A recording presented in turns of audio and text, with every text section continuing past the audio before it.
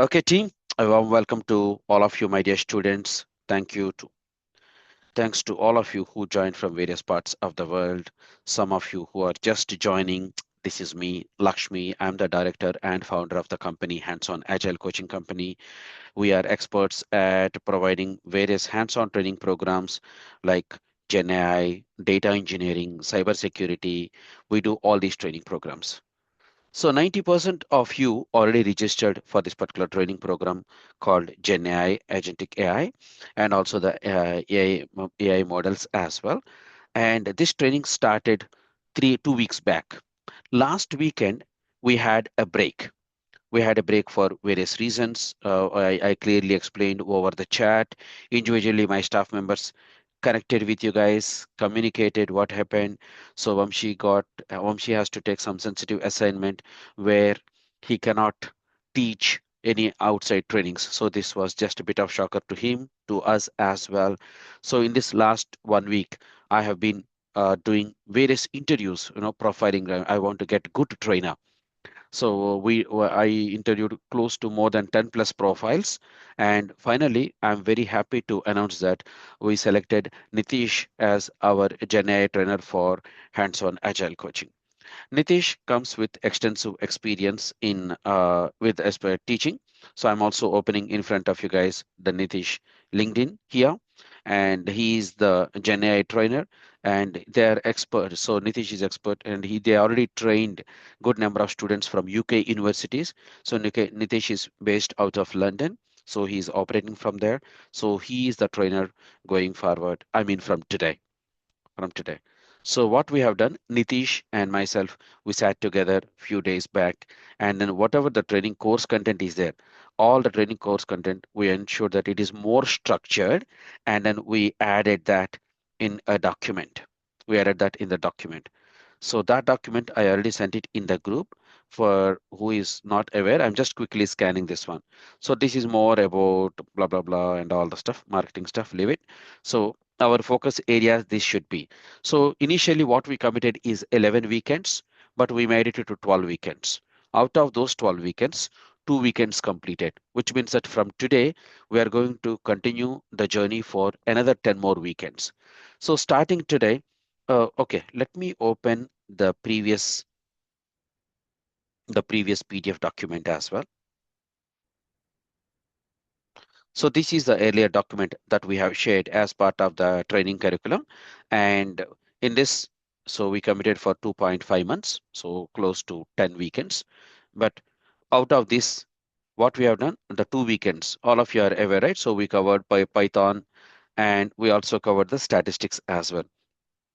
So we have to start the module 3, Gen AI and Agentic AI.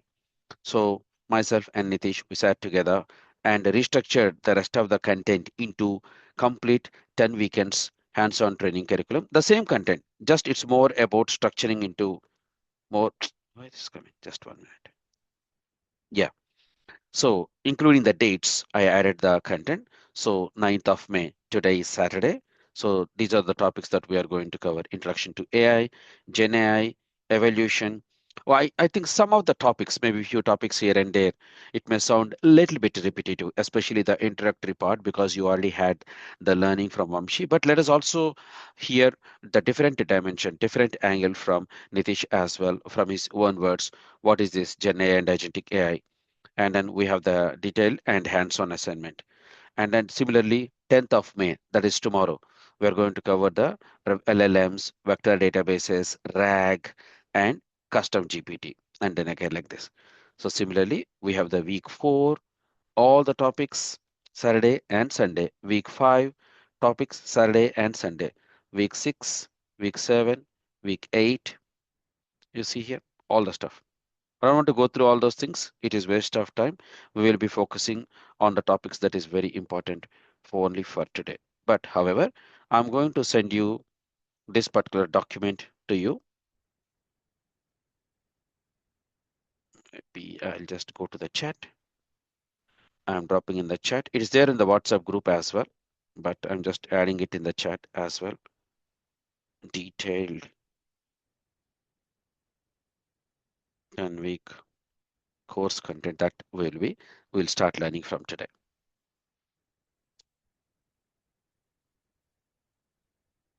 Okay, team? Cool. And what else? Yeah, I also told you that as a complementary, yeah, we are going to focus on the AI, Gen AI, agentic AI models.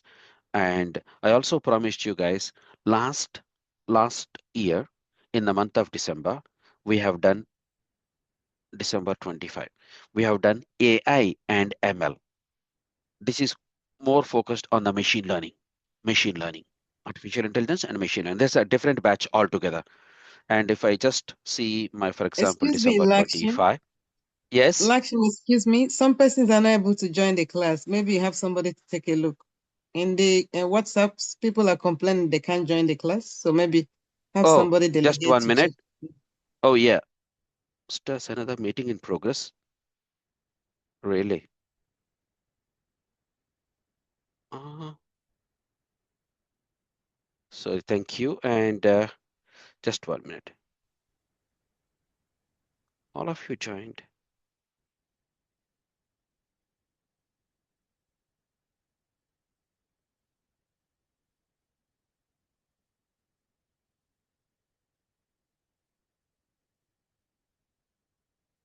It's the same meeting link, right? Not very sure.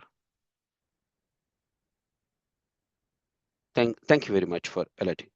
So, uh, Ram,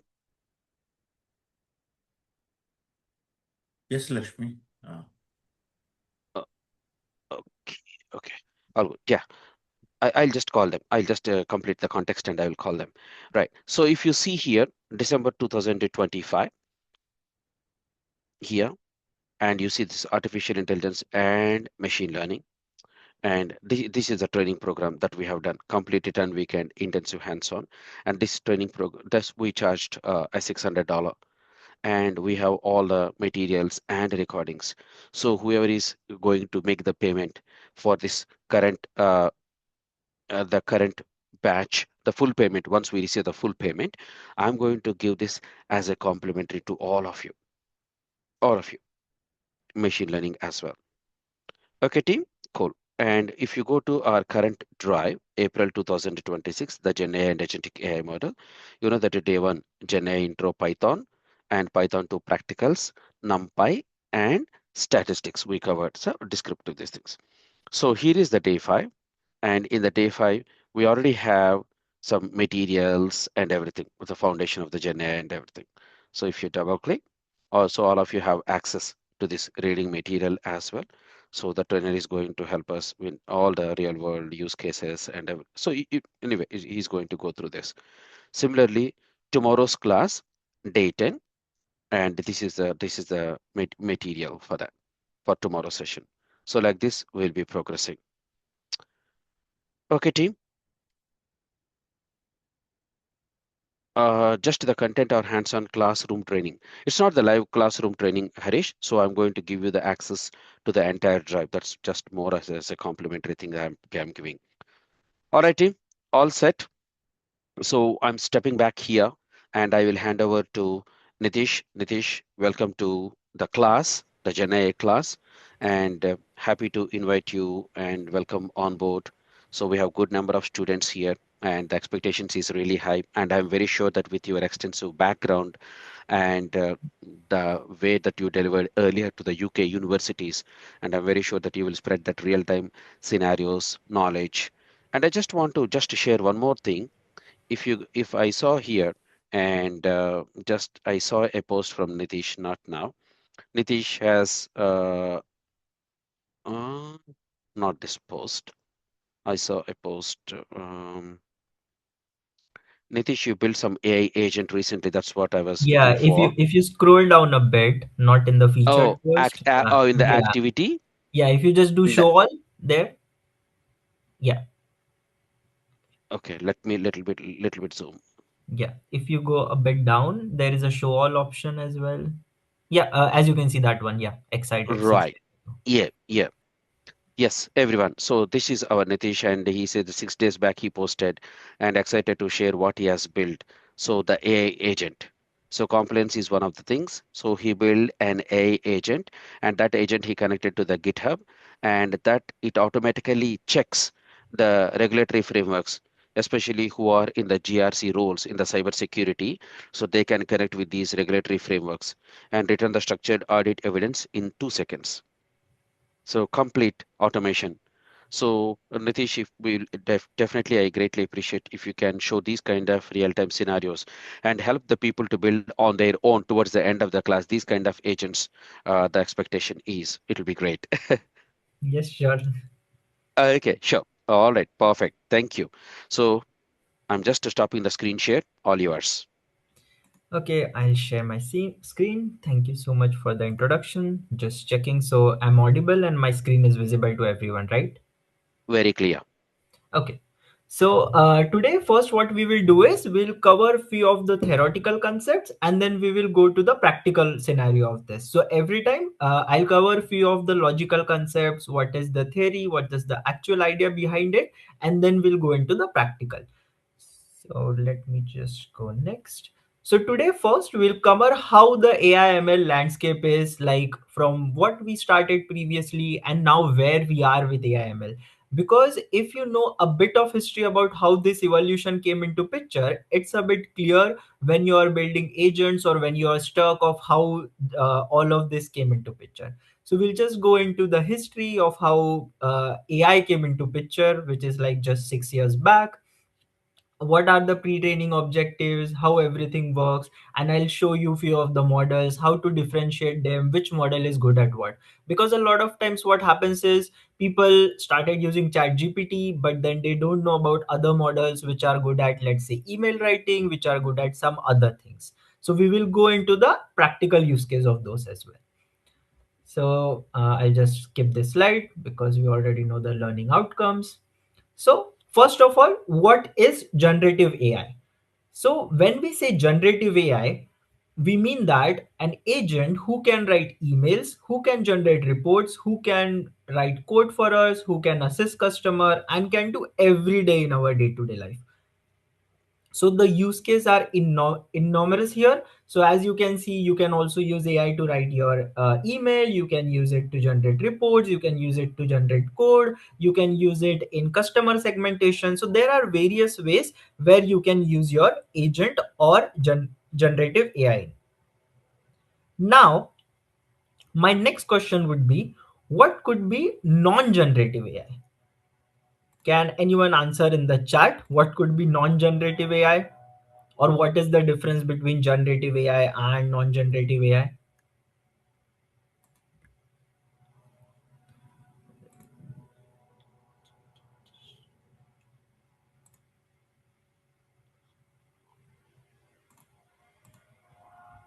Okay.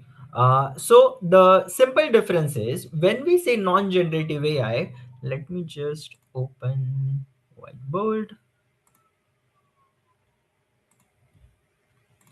Let's,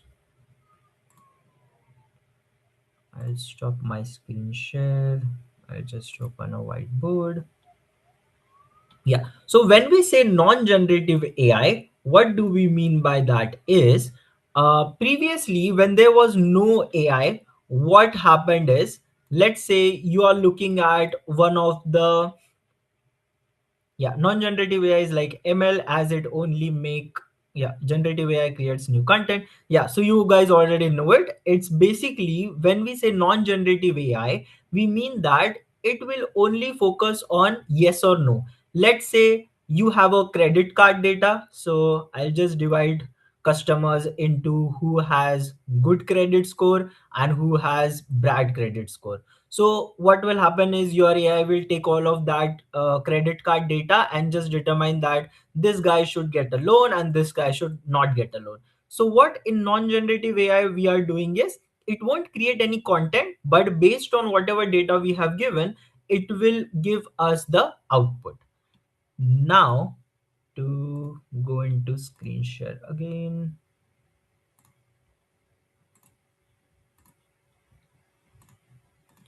I'll go here.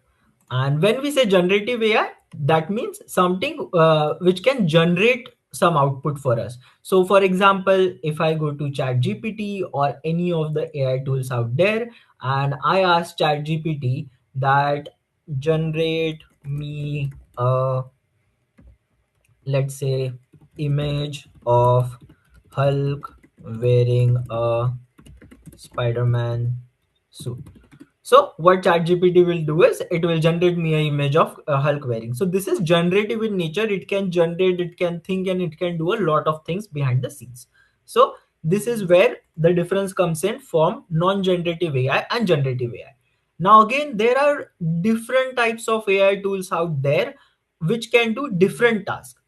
So for example, if you want to use, let's say you want to build PPT, you can ask ChatGPT to create a PPT on something, but then it will not give you that rich of a PPT. So there are tools. So if I just go to one of the tool, which is called Gamma, let me just go to the link quickly. So this is one of the tool ideally people are using nowadays for creating presentations. All you need to do is just do like a create new. You can either generate it from a template or from a prompt. So if it's like a single one liner prompt, you can describe what you want and it will build it for you within minutes. So if I just show you what I did from a single prompt, obviously it's not 100% accurate, but it's pretty much good at what it gives in the first output and how fast it's generating this. So let it just load. So this is something which I generated with the help of this Gamma, and as you can see, it has put clear pictures, it has put clear languages and everything. So you just need to tweak it. You can tweak it based on, let's say, you want to edit just this PPT, you can edit it, you can improve writing and all of those things. So now what has happened is it's not just chat gpt anymore, but there are tools out there who can do advanced things as well. Then you can use Claude Code. So a lot of days nowadays people are using Claude for coding. So the ideal platform for coding is Claude. This is what you can do. Then there is Gemini. So if I go to Gemini, we have Gemini. So each model has its own strengths and weaknesses. So depending upon that, it's like nowadays a bit what I would say, tedious to select which model is good at what. So you need to test the waters before even using any of the models.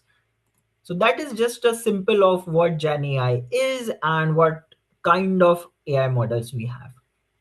Now, if we think in a nutshell how everything happens, so if I am to share again the whiteboard, let me stop sharing screen and I share a whiteboard. So in a nutshell, if we are to define how this is, if I just do a box and consider that this box is AI, then you have here ML, you have here deep learning. So ML, and here it is deep learning. So I'll not go into very much detail of this, but I'll just explain you on a high level. So first of all, machine learning came into picture. In machine learning, what we did was, based on credit card data, is, are we gonna give him a loan? Yes. Are we not gonna give him a loan? No. We can do here statistics. So you might have learned on your previous Python class that we can perform statistical analysis based on anything and use ML for. Another example would be customer segmentation. So let's say you are a startup, you're launching, let's say, a candle business. So I'll try to draw a candle. Let me see. Yeah, so let's say you're trying to do a candle business in the UK or something, and you want to find your ideal customer profile for that candle business. So you collect some data and based on that you do analysis. So all of this is possible in ML. After that came something called as deep learning. So what deep learning or neural network does is, consider it like a brain. So this has thinking capacity and all the other things, how a human brain works, consider deep learning as a brain. And now came AI, which is integrating all of this. It knows statistics, it has a brain, it can think, and it can give you output. So consider AI is the evolution which is happening nowadays. Let me stop. Yeah, I'll stop the permission on whiteboard for everyone so that it's not disturbing as well the next time I share it. Okay, And then let Nitin, me. instead of stopping and sharing, right? Why don't you directly, oh, it's Alt tab is not working for you. Directly you can open the tab on the whiteboard here and then directly you can do it, right? Oh, okay, yeah. Yeah, yeah, sure. Thank you.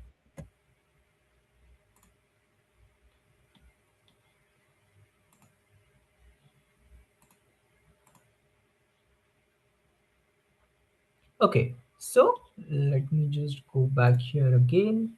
So these are few of the real world use cases how generative AI is happening nowadays. So you have AI powered assistant where you have chatbots, you have help desk. So nowadays you might have seen whenever you go to any of the website, they have a chatbot already there which can sense your emotions as well. Let's say some customer goes in and types there that I in all caps that I just want my refund. What that agent does is it knows that okay, the customer sentiment is not good, they are angry, so I should not talk to them, I should just redirect them to a human to talk to. Because you might get frustrated, right? If that AI will be like, yeah, let me just check the order, I'll answer this, blah blah blah, so you'll get more and more frustrated. So that's where these agents are becoming smarter and smarter nowadays, and they can read the sentiments and go directly. Then you have developers or coders who are using it for code generation and debugging. There are people who are using it for content generation, for marketing, blogs, and social media. So I just give an example of Gamma, where you can go and create PPTs. You can also give your brand guidelines there so that every PPT which is generated based on your brand guidelines. Then it's also used in business leverages, for example, doing quick reports, doing decision making, and all of those things. So these are few of the use cases how AI is performing. Now let us go into the next phase. So this I already explained how it came into picture. So as you can see, the first part is machine learning, where the system learns pattern from data, then came neural network, and then came artificial intelligence, where it has got all the skills which was there. Now, just to go a bit back of how we started all of this. So I won't go into every detail of statistics of supervised learning and unsupervised, but on a nutshell, I'll just try to explain this. So there are types of machine learning. So you have two types, let's say supervised and unsupervised. I'll just give a simple example of what supervised machine learning does. What it does is, let's say, I'll just try to draw it here. Let me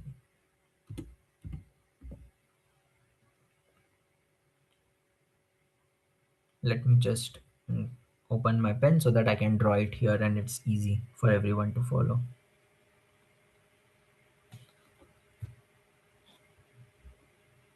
So yeah, when I say supervised learning, I say that the model is trained on label data. When I say label data, the example is, let's say you are building a model. What it does is it predicts customers' weight based on their age.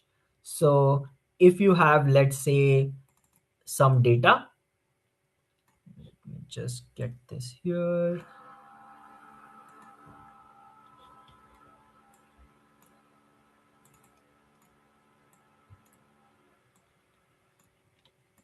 Yeah. So let's say you have some data of person's age and their weight.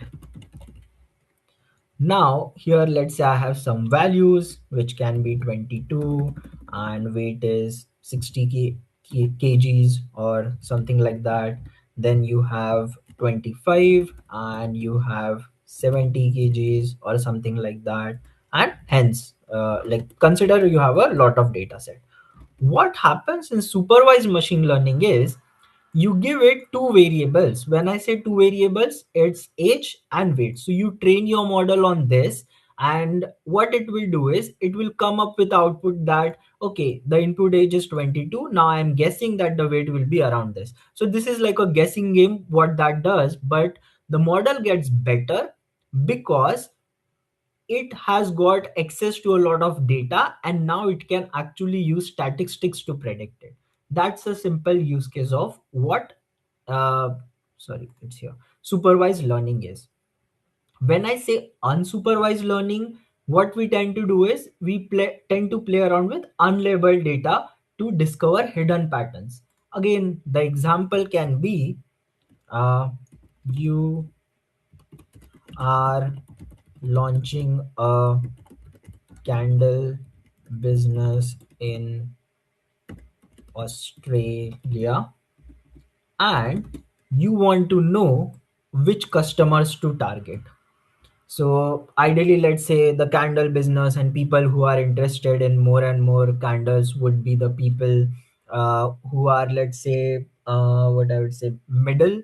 So you have upper class, middle class, and then you have lower class. I think we won't take candle as a option. We'll just do that. We are launching a car business. We are in the selling car business. So what you want to do is once you have this data, you want to segregate them. When I say you want to segregate them, you want to segregate them into who are the upper class people, who are the middle class people based on whatever income or age or everything that is provided to us. When we do that, what will happen is we will get our ideal customer profile whom we want to target. So let's say you have lots of data, you plot it against x and y axis. There will be three clusters of this. So this can be upper class, this can be middle class, this can be lower class. And after you have segmented them, segmented as in you have just grouped them, that all the people who are earning above 200k are the people who are upper class. All the people who are earning around 100k are middle class. All the people who are earning around 50k are lower class. So you have segmented them, and then you know that you only need to do your target marketing or all of your target whatever ads you want to generate to this people. You won't even focus on people which are here. So this is an example of segmentation where you can do customer segment. I think someone has their hand up. Yes, go ahead, Arthur.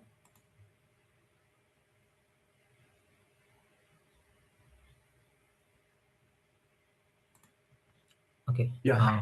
So yeah, sorry to bother you, Arthur as well. So let us park the questions towards like 1 hour, Nishan, Nitish, Yeah. and let us continue with the flow, and then we'll take all your questions.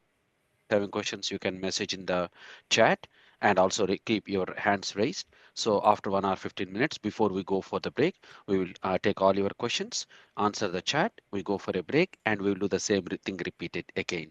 Because don't get us wrong, if you most of us will be having some questions and it keeps maybe like an interruption to the continuous flow. Let us focus and then we'll ask towards the break. Thank you. Yeah. Thank you. So that was two examples of what we discussed in supervised machine learning and unsupervised. Then you have something called as semi-supervised. Semi-supervised, simple example is you have Google Photos, right?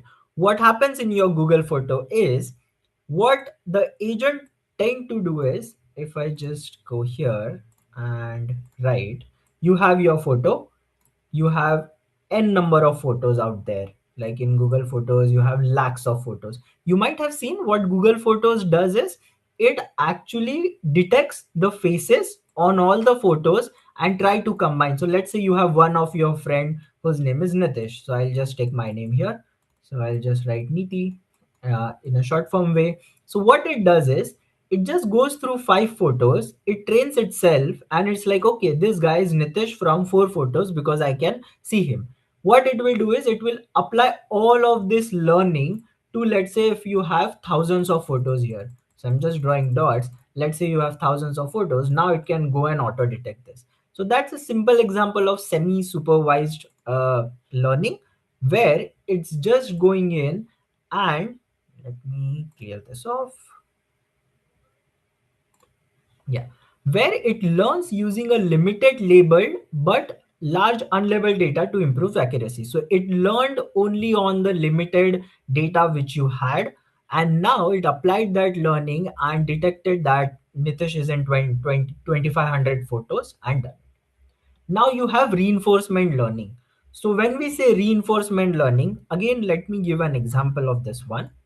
So I'll open here. What happened in the initial days of ChatGPT was, let me go to ChatGPT only for this example. So if we go to ChatGPT, what happened in ChatGPT was, in the initial days when it was very like released at the start around 2019, what happened is, let's say I asked ChatGPT that my kid is not listening to me. Can you tell me how do I convince him to go to the school? So now ChatGPT will give you very nice answers because it has been trained and it has been learned from human feedback. So as you can see, here are some of the approaches: stay calm and avoid long lecture. Because people nowadays go to ChatGPT, go to all of these tools to ask this kind of questions as well.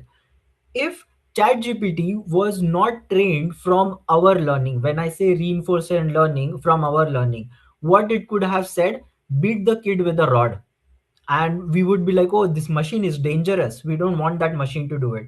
So you might go and read an article that they hired people in Kenya around $7 5 per hour and gave them that, okay, go and prompt ChatGPT left and right and make it learn from you. As you can see, it also asked me, is this conversation helpful? If I give it yes, it's going to store into its memory that this kind of answers are preferred. So this is where in the initial days they did the reinforcement learning from human feedback for ChatGPT, like reinforcement learning from us, that now it can go ahead and be used by everyone else. So that's a simple example of what is a reinforcement learning. So we just covered four things until now. One is supervised learning. I gave the example of age against weight.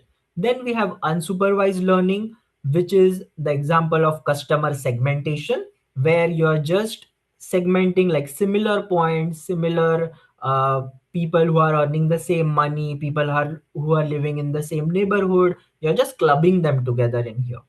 Then we learned about semi-supervised learning. In semi-supervised learning, all we did was we just labeled the data based on the simple data which we have. So here we took the example of Google Photos, that it does on 5 or 2 photos, and then it applies that learning across the entire code base.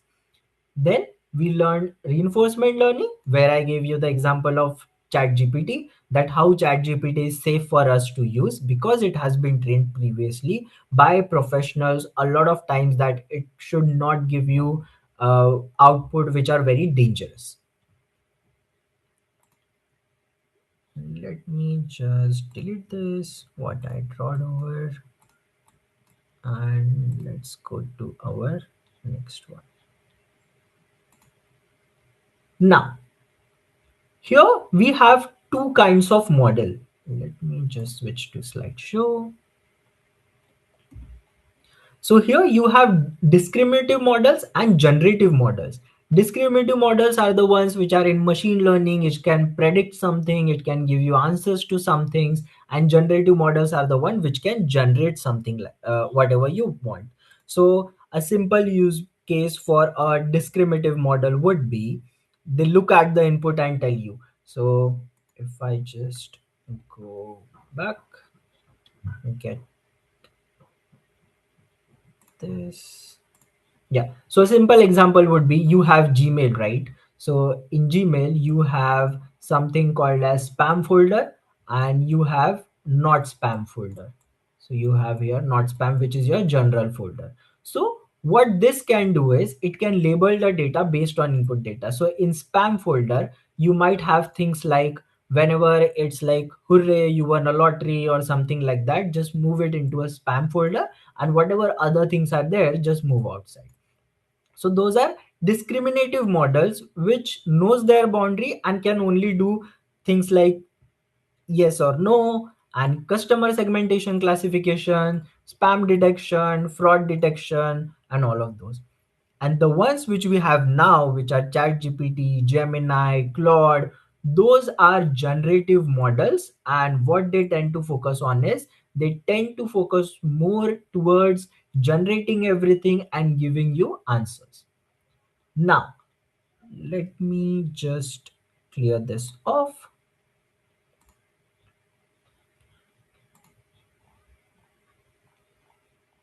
Now let's go to ChatGPT and let's try to test something. So let's say, can you give me a code to mark my emails as important if it comes from Tarun. So this is just a simple example which I am taking. I have my friend called Tarun and I am just asking me that give me a code to mark my email as important if it comes from him, because I just want to take a look at his email every time. Now if I do enter, you will see here are the few common ways to do it. So now the AI agent has started exploring and giving you options. So it's now gonna give you like automatically mark emails from Tarus and important, go here, do these things. If you want a app script, so this is something where you can just copy paste the code. You can do this, you can do this. Now let's try to use the same prompt, go to Gemini and give it.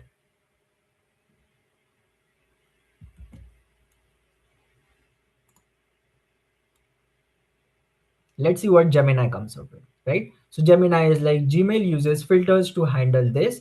Create a new filter. This is the Outlook option, the code the way. So as you can see, they have been giving us outputs which are almost the same but in a bit of different way. So here it's showing you first go to the settings, go this, create on filter and do all of those things.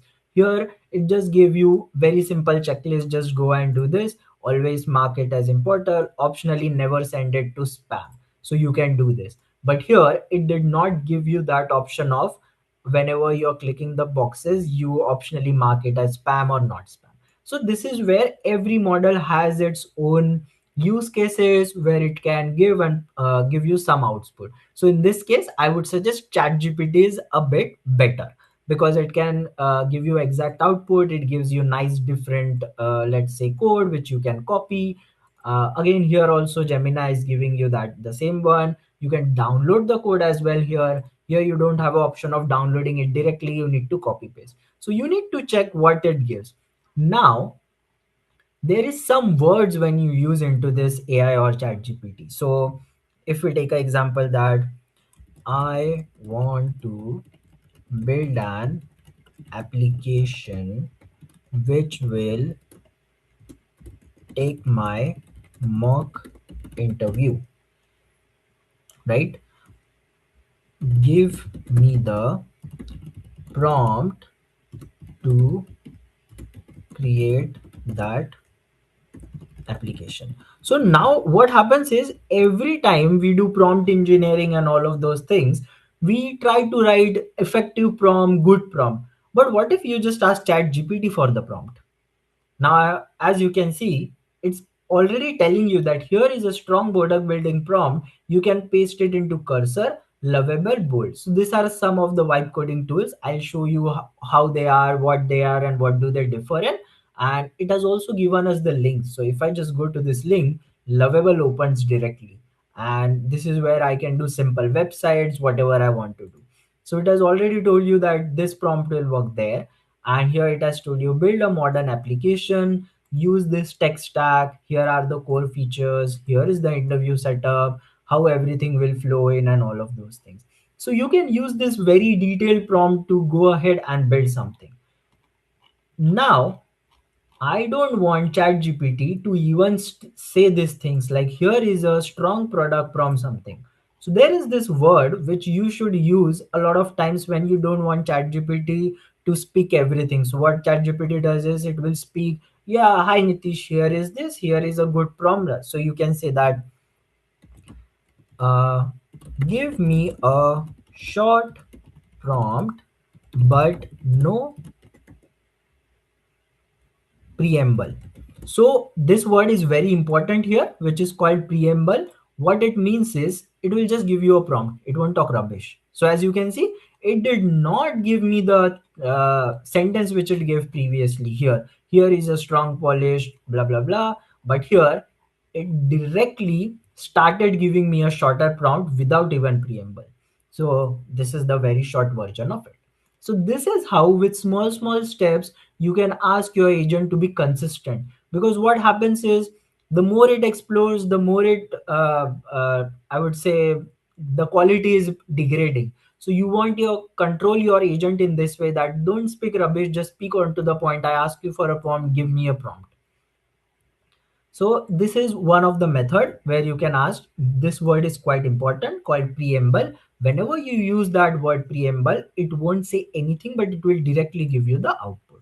So this is where you can use it. Again, nowadays Claude, ChatGPT, or let's say Gemini, they have some usage which is getting, I would say, just 5-10 messages nowadays per day. The free uses are gone, right? So that's where you need to use this preamble, because then you can use it more, because it's not speaking more and it's not consuming a lot of tokens. So this is an example of easily using something in ChatGPT. Nitish, good explanation. Could you please just stop the screen share and reshare it again? Somebody created some dots and everything.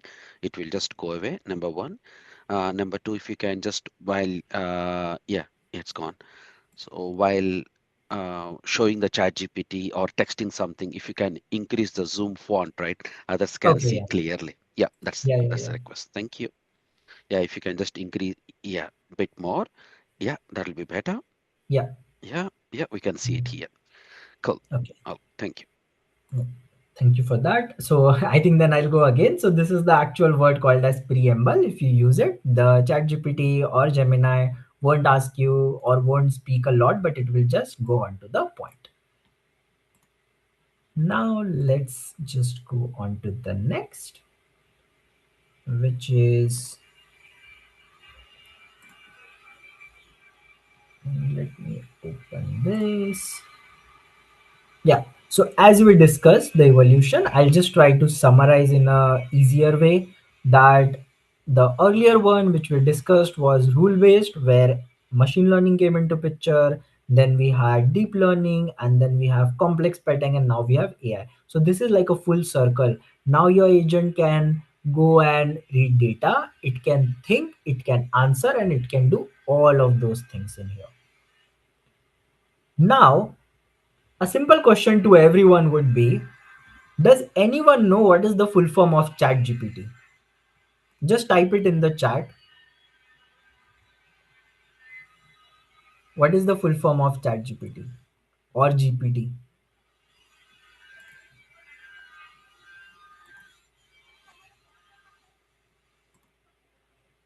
Yes. So generative pre-trained transformer. Yes. So generative pre-trained. Can anyone guess what is that pre-trained transformer?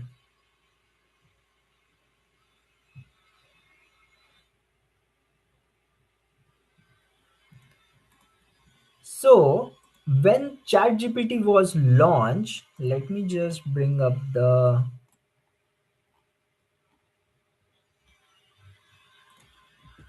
attention is all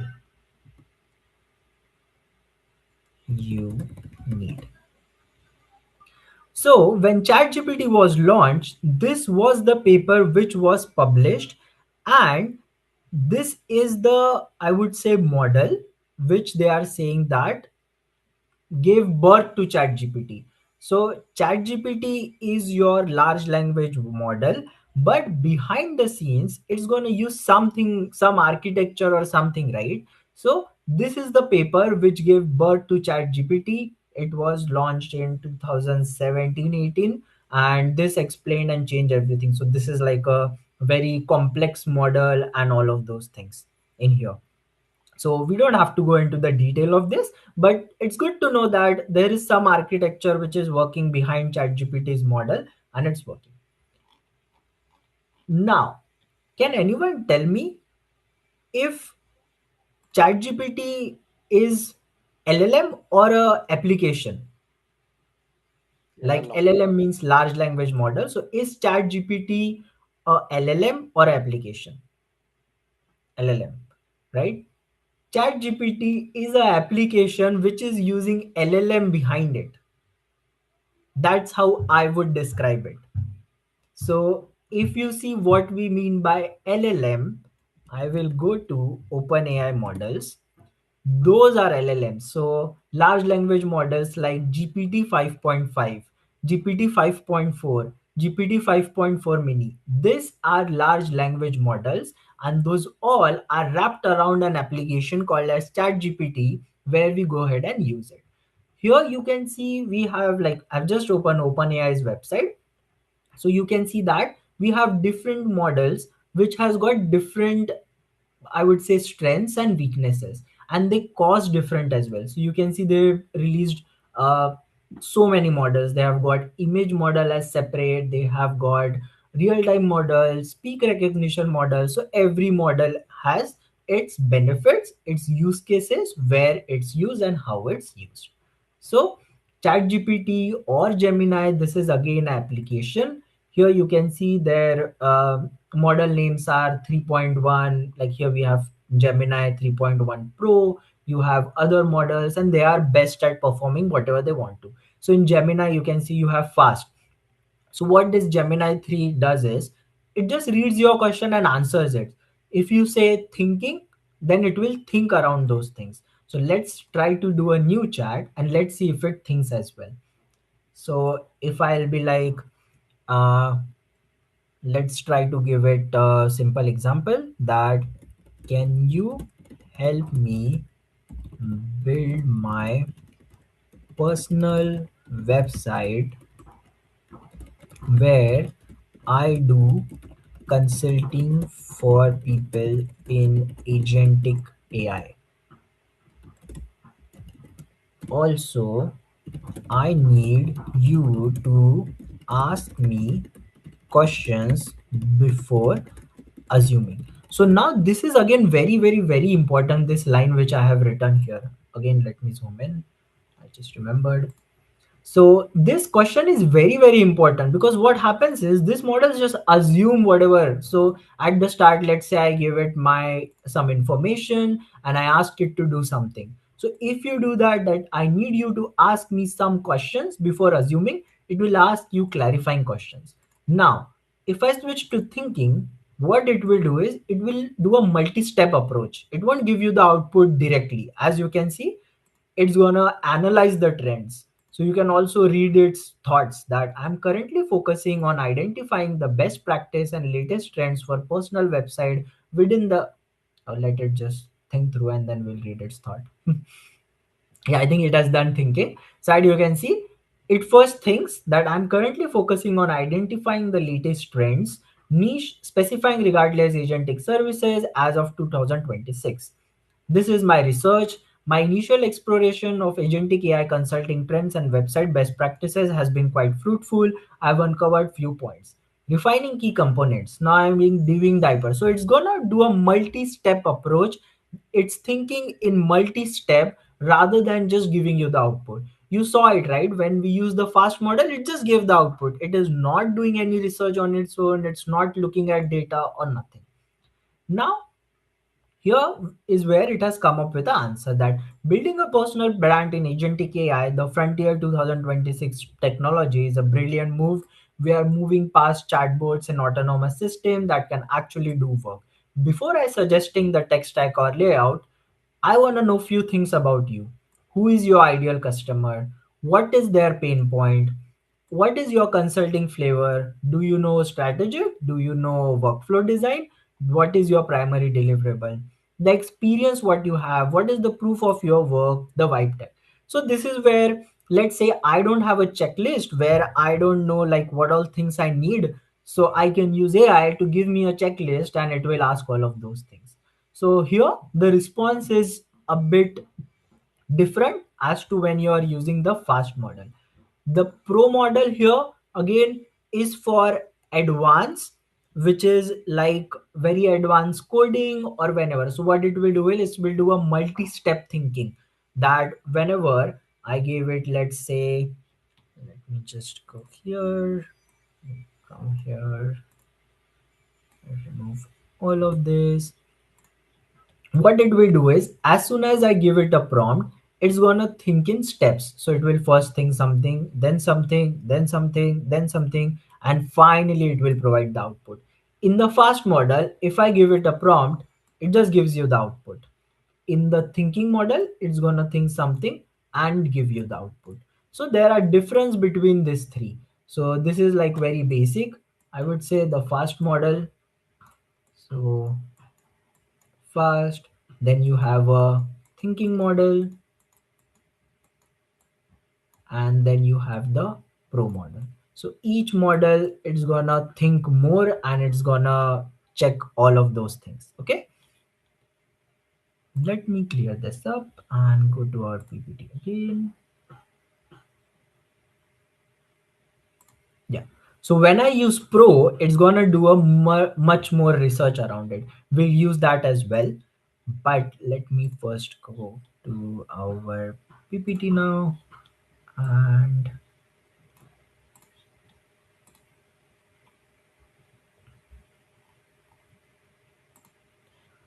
okay, now does someone knows whenever I'm typing an email? So let me just go to Gmail and I'll just pick any of my emails. Okay, so let's say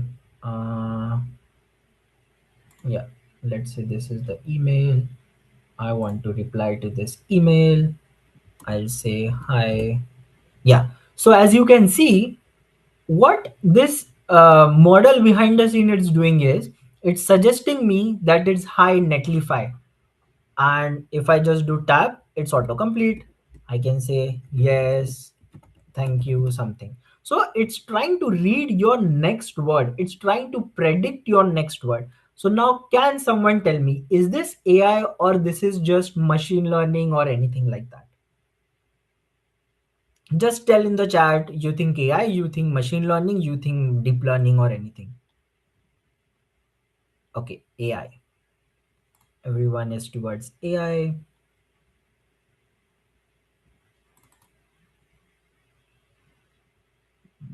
Just wait for more answers. AI, ML, ML. Okay. So now, did you know that this feature was there even before ChatGPT came in? Yes. Yes. So few people already know that this was there even before ChatGPT came into picture.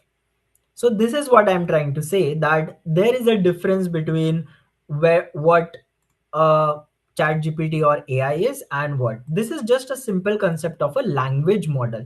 So what they did was, if I am to go here and explain you guys quickly, what it does is when you say hi netlify, hi, it just tries to predict the next word. So the probability of netlify would be 1. The probability of you getting another word, let's say hi Nitish, Nitish,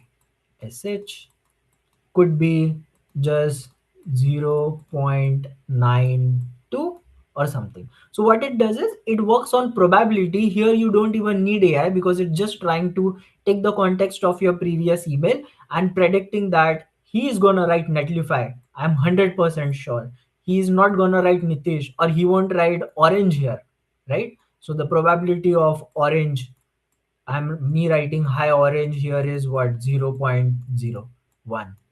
So it tries to predict on a scale of 0 to 1 what's my next word.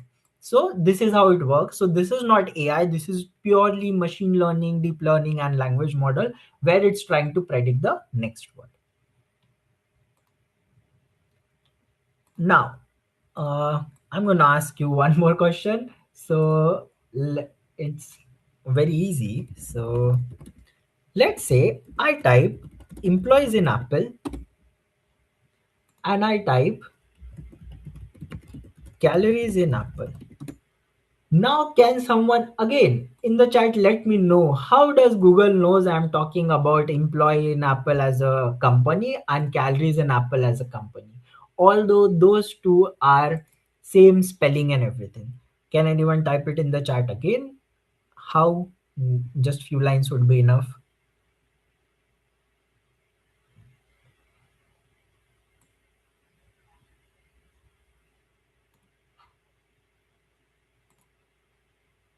With the context of asking ML vertical quotation because of employee. Yes. So you guys are right. It's searching based on context. So what it's trying to do is whatever the previous word is, employees or calories, it's searching based on context. And this is how it identifies that what is the next word. So this was just a simple example and I'll show it in our upcoming class. What is the engine which is working behind the scenes? And that's where we learn more concepts around vector databases and what are vectors.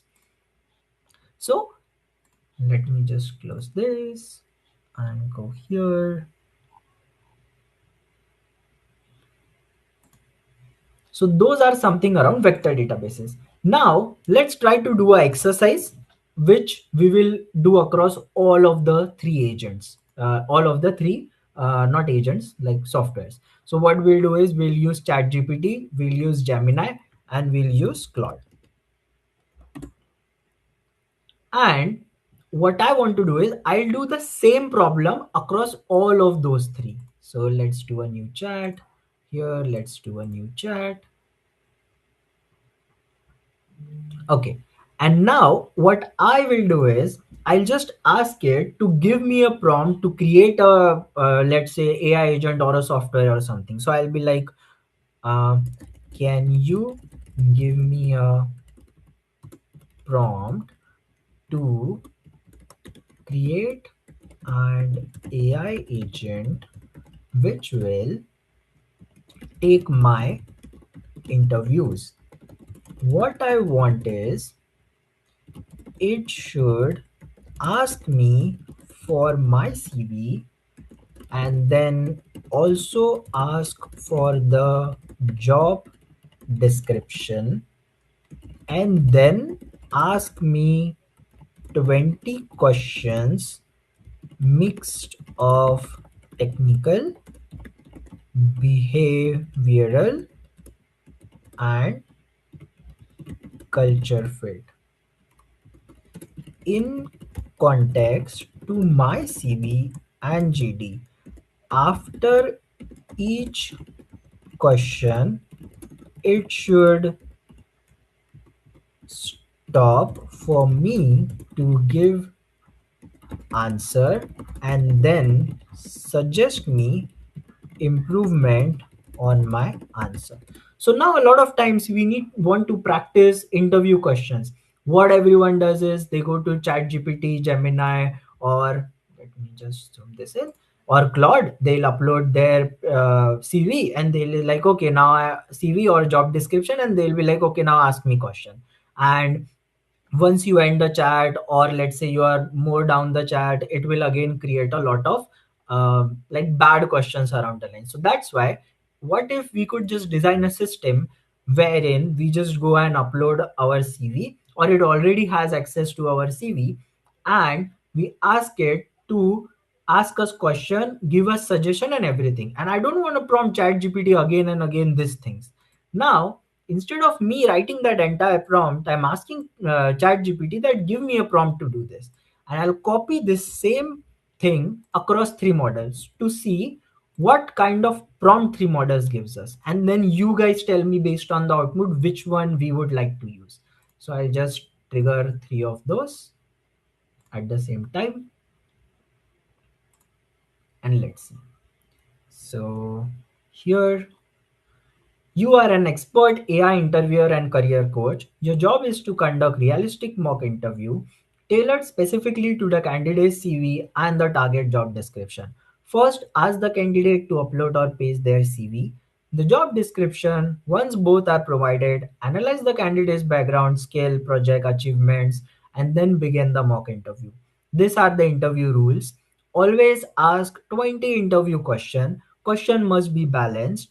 The difficulty level should adapt and ask only one question at a time. So it's trying to explicitly say that in all caps so that ChatGPT remembers.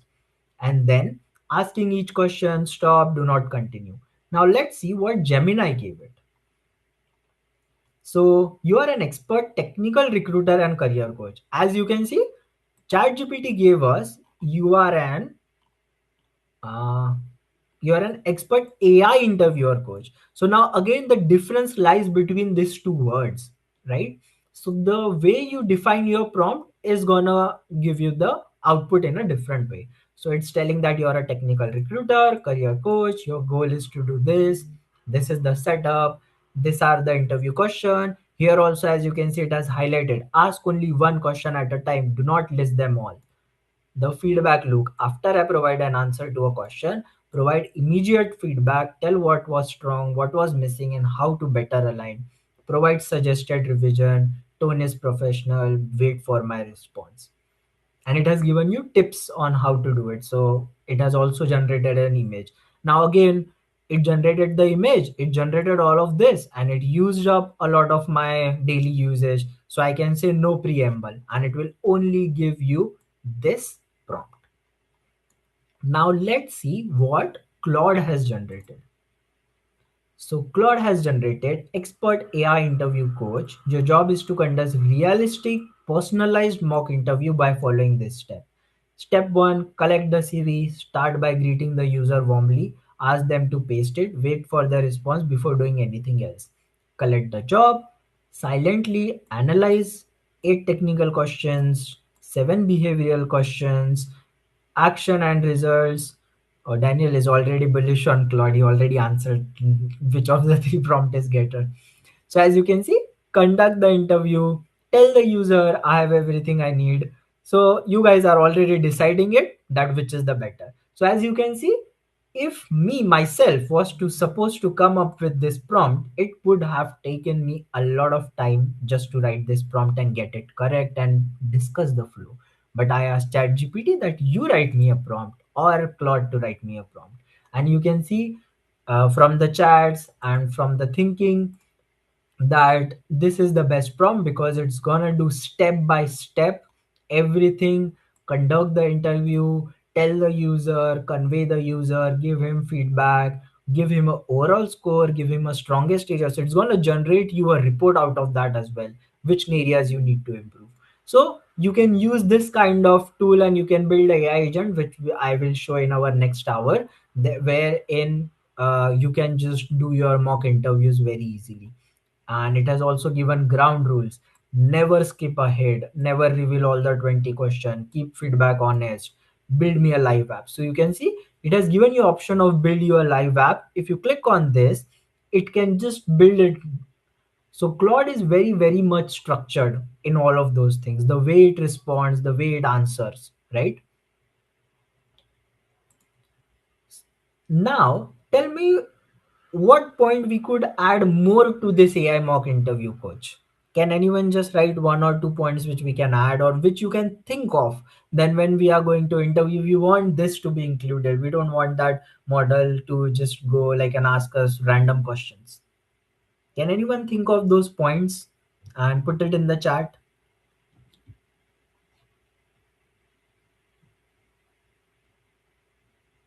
Session should not be more than an hour. Give us the feedback. The follow-up question should be based on my previous answer. Yes, that's a good one. The follow-up question based on the, yes, that is good. There is one more thing which I know ChatGPT or any AI will get bad at, which we need to specify. Yes, that is also good. Look at non-verbal cues. So the one thing which I suggest should be there in this, and three of those forgot is, it did not specify that, let's say, me myself, I have got let's say a lot of experience, 10 years of experience. So what it should do is, it should first ask me, do you want intermediate level, do you want advanced level, or do you want start level, and then build this question, because all the other things it can remember, because I have given it my CV, it knows my experience, because I have given it a job description, it knows how to generate that question. But if it doesn't know that I am a very fresher and I'm just starting out in this data field, or I'm just starting out in AI, I'm starting out in project management, it should ask me that, are you a beginner, are you an intermediate level, and then generate those questions. And as you saw, all of these models are pretty intelligent nowadays. People are saying they're more intelligent than humans as well. But again, we should be in the loop. So because I know that I need that, and it will generate the, wouldn't that info be in your experience CV? Yes, it will be, but I'll show you what happens with this AI models. So let me just go here and open this up. So what happens with this AI models is, you give it prompt, you give it another prompt, you give it another prompt, you give it another prompt. So its context is this much. Let's say context. When I say context, the first prompt will occupy 2% of its memory. The second prompt will occupy a bigger, and it will be 4% of its memory. The more it get, the more this context window becomes. And this context which, so let's say, is at 50%, because you are using the same chat again and again. So you might have seen that we have this AI frustration. After you have used one chat for a long time, it just forgets everything. It is like, you're like, no, no, you just give me the answer, why you're talking this thing, that thing, right? So that was happens with this AI models. What happens is, you start, so let's say this is a graph which is quality against the output. So at the start, your quality is much better because the context is less. But as you move along, like, this is like, it just starts to degrade. So consider that this is you at 1% context. This is you at, sorry, I think I drawed it wrong. Let me just draw it again. So it should come like this. So this is your quality, and this is your context. So I'll just write context. So what happens is, at the start, when it adds 1%, it only, you have only given it one prompt, its quality is great. When you are at 70%, whenever you have used the same chat for a long time, its quality starts to degrade. That's where then we suggest that go to a new chat and start fresh, and the output quality will be better, and all of those things. So in that case, even if that experience is in my CV, because I'm giving that AI or software or agent my CV and job description, it has got CV, it has got my job description. It needs to generate, let's say, this is my CV, this is my JD, and this is my question what it's generating. So it needs to remember all of those things, and on top of that, remember that you are a beginner. So it's very easy to miss that thing, right? Because it is trying to remember every time it generate a question, that this is Nitish's CV, he knows Airflow, he knows this things, or he know Agile, or he knows Jira and all of those things. This is the job description, this is thing. So the more it's stored, it's become easier for it to forget that you are a beginner. So that's where, if you don't have anything like 1 year, 2 year of experience, it won't remember that you are a beginner. And to answer why quality gets down when context is more, it's a simple case. Consider this AI or any of the AI tool as a human. What happens is, the more information you give it, the more it can't do the work. So let's say, if me, let me clear this up. So this is me. So this is me. If I have been given a task to create a code, what that code will do is create an AI agent. So AI agent for mock interview, right? And I have been fed a lot of information. This document, that document, go and Slack and read this, go on to Gmail and read that, go here and read this, go here and read this. For me to take all of this information and then write a code, it's a bit difficult because I might forget one of the point which is on this document, which is okay. It is the similar with agent. They have got memory, they can think, they can resonate with you, but you have to give it a direction, you have to give it a checklist, you have to make sure that they obey. So this is where the world is moving towards, that you have to make sure that they are working in all together. Now let me go back to the answer again. So what we will do in the other half of our training is where I'll show you how you can build this kind of agent so that you don't have to go to again in the loop and like go to your chart and then just upload your CV again and again. So that we'll do in the next half. For now, let me try to cover a few things. So as I showed the transformer, this is kind of like how the transformer looks like. It's kind of like various parameters. When I say various parameters, what I mean to say is how ChatGPT was trained. ChatGPT was given data across entire things. So let's say this is data from the web. Then we have data from books. So you have data from the books. Then you have data from, let's say, newspapers.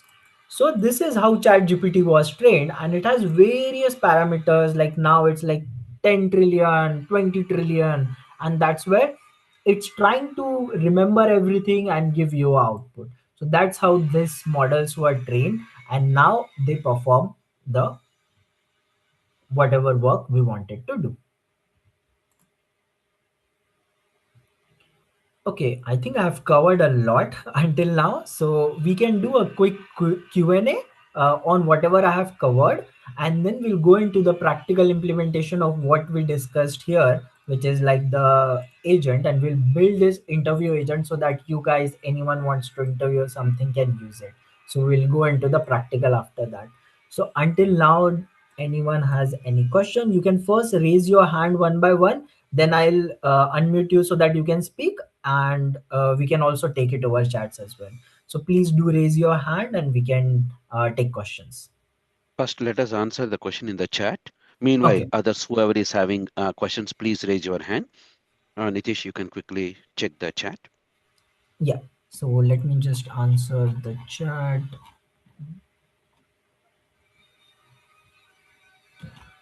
Let me go from the start.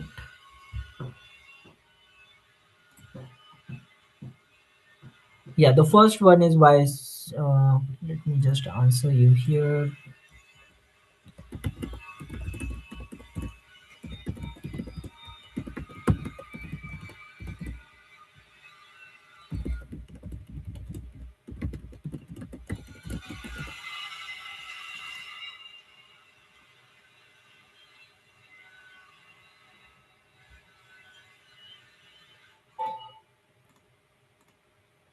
You can verbally answer, Nitish, Okay. rather than typing. It will help Yeah, yeah, everyone. yeah, Yeah. yeah.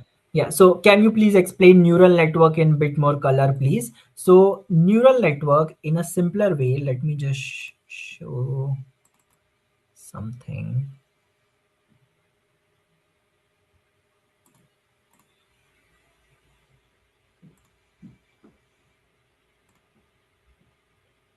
Yeah, you might see this PPT. So here you can see this is a simple example of neural network.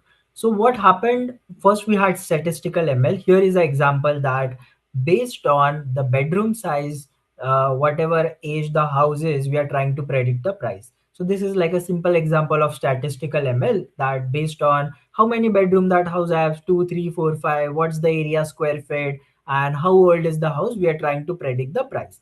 In neural network, your features. When I say features, these columns, they are not constant, they keep changing. So for example, this cat is sitting straight, it has got whiskers, it has got pointy ears, it has got his eyes. What if the cat is sitting the other way around? So its features will change. So in neural network, we can get every pixels out of this image, and then we can process it. So ideally, neural network is used whenever your features are not defined. Again, when I say features, this bedroom, age, area, these are features. So in features, you can actually neural network extract all of those pixels. So let's say the cat is sitting straight, its legs is down, upwards, we can still process that. So that's a simple example of neural network. Uh, what is MLOps for a product manager? How important it is? When we say MLOps means you kind of have a structured output towards a lot of things. So I think I gave the example, but let me just write it again. So here the example would be, you have a customer chatbot, let's say Amazon. And what will happen is a customer comes to you and he's like, I need a refund. So as a product manager, what you want is you want to train your bot or something that it should understand the sentiment. That guy typed in all caps and he just typed 4 words. He's not even explaining, it's not even saying please, it's not even doing anything.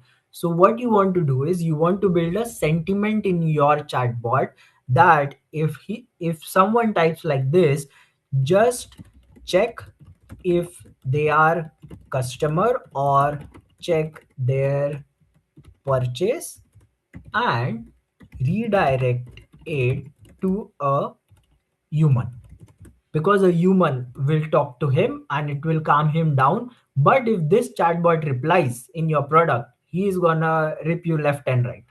So that was happens in like product management, or you have a product where you are implementing chatbots. That's just one use case.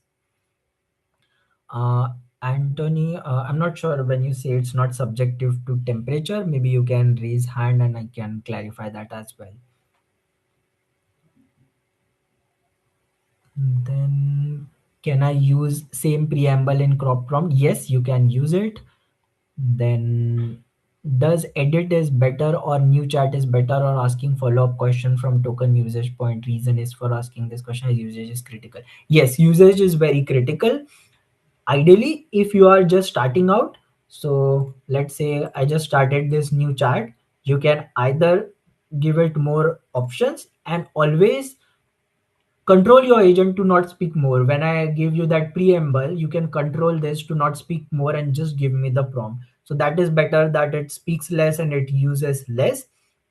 Again, new chat is better, but then again, you have to take all of your context into new chat. So what you can do is whatever we talked in this chat, just summarize point by point for me to take onto a new chat. So what you will get is you will get a compacted version of your entire chat, and you can just use that compacted version to get all of your context or whatever prompting you have done, because you spend 10-15 minutes to do this or half an hour to write this, right? So you can then carry on to the new chat. Mm, then what questions we have? I think it's answers. Can we keep changing models in the same chat? Does that have more? Yes, you can keep changing models. As you can see here, you have Sonnet, you can use adaptive thinking, they have HiQ. So let's say if I'm just doing documentation, I'll use HiQ. Why? Because it's going to use very less of my everyday limit and I can still get the documentation out. I don't need Sonnet 4.6, which is like a very advanced thinking model, just to do a documentation. So you can switch between models, and that is advantageous. Does grammar and spelling significantly impact prompt quality? Also, it is true that using please and thank you is a waste of token. Yes, it's true. Please and thank you is a waste of tokens. It's not gonna be generous with you. And you might have seen there are studies wherever if you say please, that AI is gonna take you for granted as well. Sometimes it's gonna be like, yeah, I just know this. Now you do that. So this is what happens. So don't use it. Again, waste of tokens. Speak like a caveman. When we say caveman, just be on point and ask your AI to be on point, so that it doesn't uh, go and give you bad quality. Now,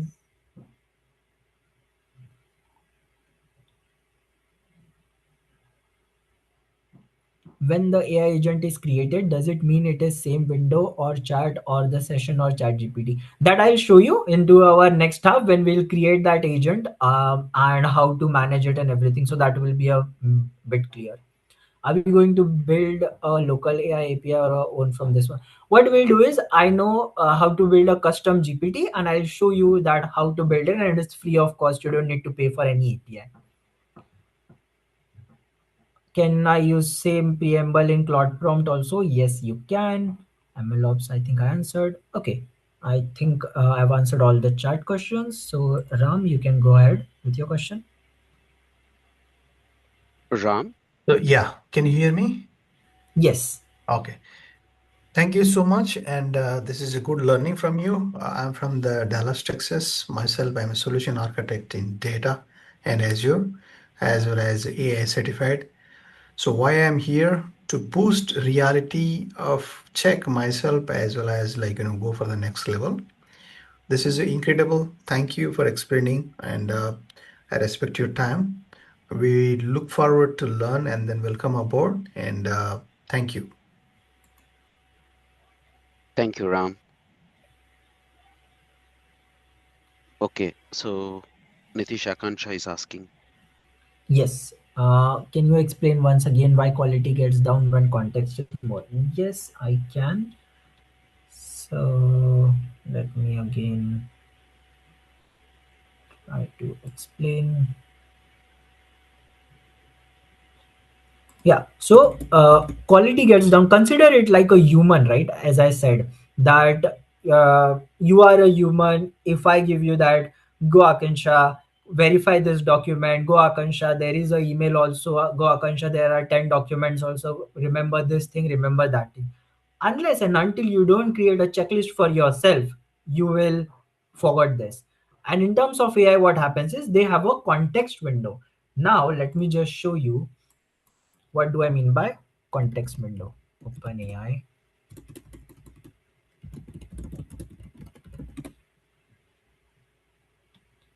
here. So if I go to model and I just select one of the model, which is GPT 5.5, as you can see, it has a 1.5 million of context window. So what will happen is, the more information, the more document, the more prompt you give to it, it's going to use it. And because it's using a lot on its memory, so it's trying to remember what you said previously and also giving you new output. So it outputs is not much better as compared to if it just generate. Consider it again, you are doing things like one agent is generating the code, another agent is reviewing the code. Consider again two people, one people is writing a code, another is doing just a check.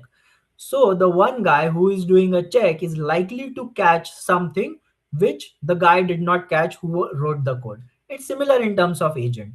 So what will happen is, the more this context window grows, the more the agent quality will be less.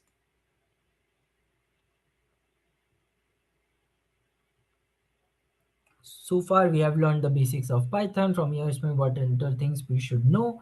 So yes, you have learned the Python's basics, and in terms of AI, I think we'll be covering into this sessions one by one. I have already shown you different models, different things, why to use it, when to use it, and this is more sort of towards architecture kind of thing. So yeah, we'll follow along. How exactly EDA analysis helps in Gen AI agentic AI? Okay, uh, this Python and EDA thing, we need to know a lot, because the agent can miss something. As you can see here, it did not specify anywhere, or it didn't even ask me that, do you want your interview to be beginner, or do you want your interview to be something like that. So it forgets. That's why EDA is important, because the agent can think from one angle. Let it cannot think from all the angles. So for example, let's say um, I want to open a store where I want to sell car to people in a particular area. So let's say I want to open it in London, but as a data analyst or as a company owner, I come to you and I say, go Nitish, collect me the data, do the EDA and give me in which area of London I should launch my car because it's luxury cars and I want to know people who have the buying capacity there. What if you have people whose income is 50,000 pounds, you have 40,000 pounds, but Elon Musk is living in my area. His income is 900k. Now, if I give this data to my AI or something and not do a EDA, which is exploratory data analysis, and remove this outlier, what I'll do is I'll take an average of all of this 900, 440 plus 50. I'll be like, oh, on an average, people in London, let's say central London, are earning around 500k. But is it true? No, it's not true at all because this outlier is skewing up your result. People are earning on an average just 50 or 40k. They can't afford your car. And that's where your business will be doomed. The car business, right? It will just go down. That's why every time you do EDA, you need to make sure that, okay, there is the outlier, I need to remove it. If you have some like, okay, I have blank spaces, I need to know if I need to replace it with mean median mode. Is it useful? Is it fruitful? So the agent will think only, let's say, 5 to 10 points, but you as a human can think of 100 points what is important because you know the business, you know who wants to do it. The agent doesn't have all the context here. So this is a simple example of why ED is very important as well. Can you elaborate on how it is taking for us granted when using please thank you? Uh, it's not taking you for granted, but sometimes you should try. So if you're working on coding or something, ask it that can you go and fetch this API from somewhere. It will be like, yeah, go ahead, click on this, do this. I'll be like, no, you do it, and then it will do it. So you could see that output from there very easily. So the other day what I was doing is because I use cloud code and everything while working as well, I was asking it that can you go and read this file and take the API key. So because I was using Cloud Code, I can just give it access to my C drive or something and give it a path. So what it did was he was like, go ahead and copy the API key in here and I'll store it somewhere. I was like, no, you go and read the file and do it. So this is where I'm saying that it takes you for granted, right? It knows how to do things, but it will ask you first to do the things. Okay, I think I'll just first take whoever has raised their hand. So Saurabh, do you want to go ahead? Two more chats are there. Just two more Okay. chats. Are we going to able to build a local AI API on our own from this class? Yes, we can try to do it within our few. Once you go along and once you learn more, we can use something called as Hugging Face. So I'll introduce this in the later stage, not now. I don't want to confuse everyone else. This is where you can have your local AI agents and you can actually run this AI agents on your laptop. You don't need anything to learn. So this is my GitHub profile already there. So yes, we will do that. Can we include context catching logic? I hope you will show how to do that. I think that might solve pain point for API consumption. Yes, we can do that, and I'll show it.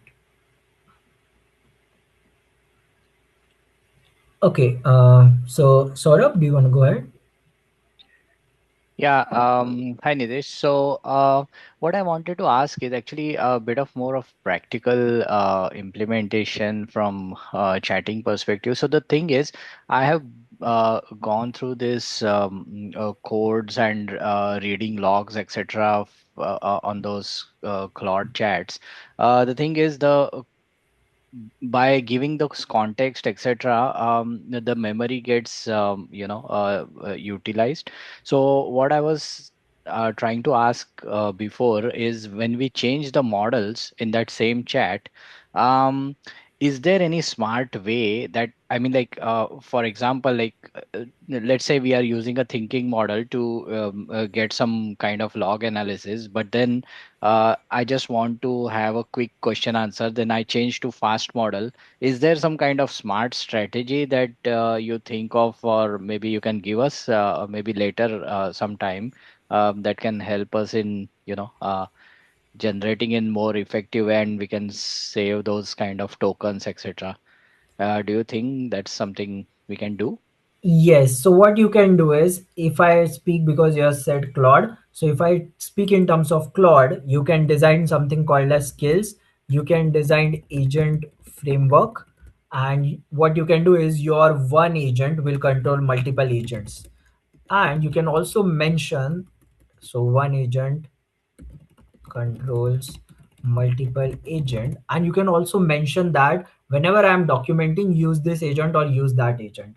And one of the framework, or one of the cool Right.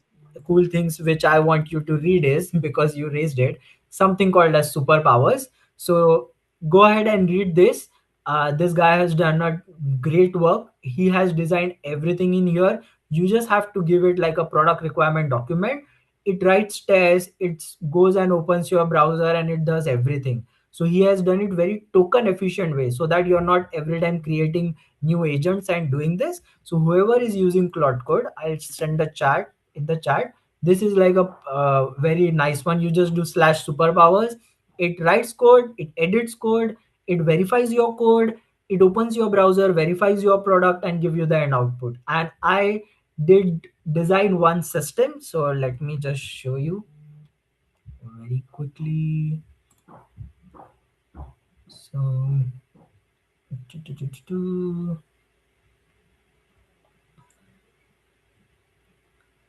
so I just spent $10 or $15 of Claude using that superpowers in my Claude code to design this website, which I'm just about to show.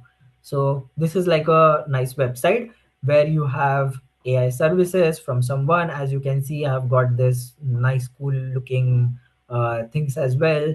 You have how we operate. You have services. You can see separate pages. You have click to LinkedIn, Twitter, and everything. You can click from here. You can view testimonials. You can also book a call. It is booking call. You have a work email. You can schedule a call with someone, so it is integrated. Your payments is integrated and everything. So you can test those to build websites like this very easily, and it will be token efficient. And in the similar use case, you can apply while coding or anything like that. So focus more on skills and controlling which agent is used for which things. Right. Okay. Thank you. Thank Okay. you. Good job. Candy? Okay. Yeah, hello. Yeah, Yeah.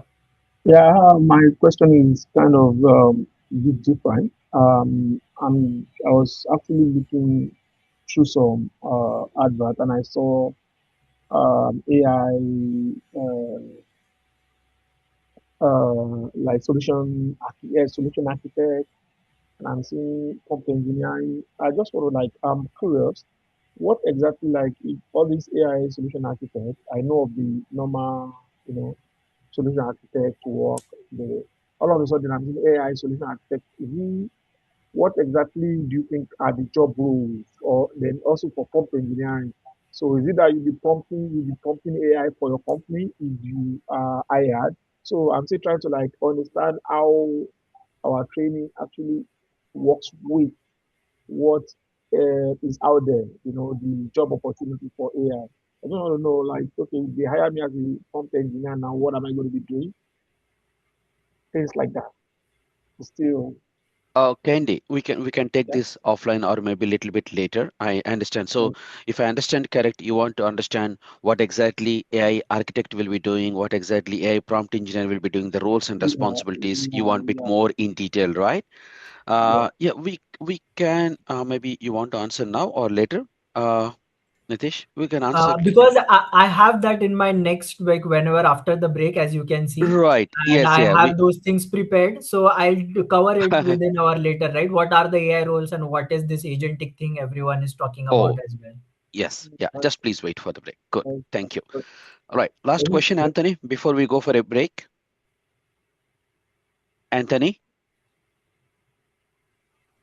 All right. Good day, everyone.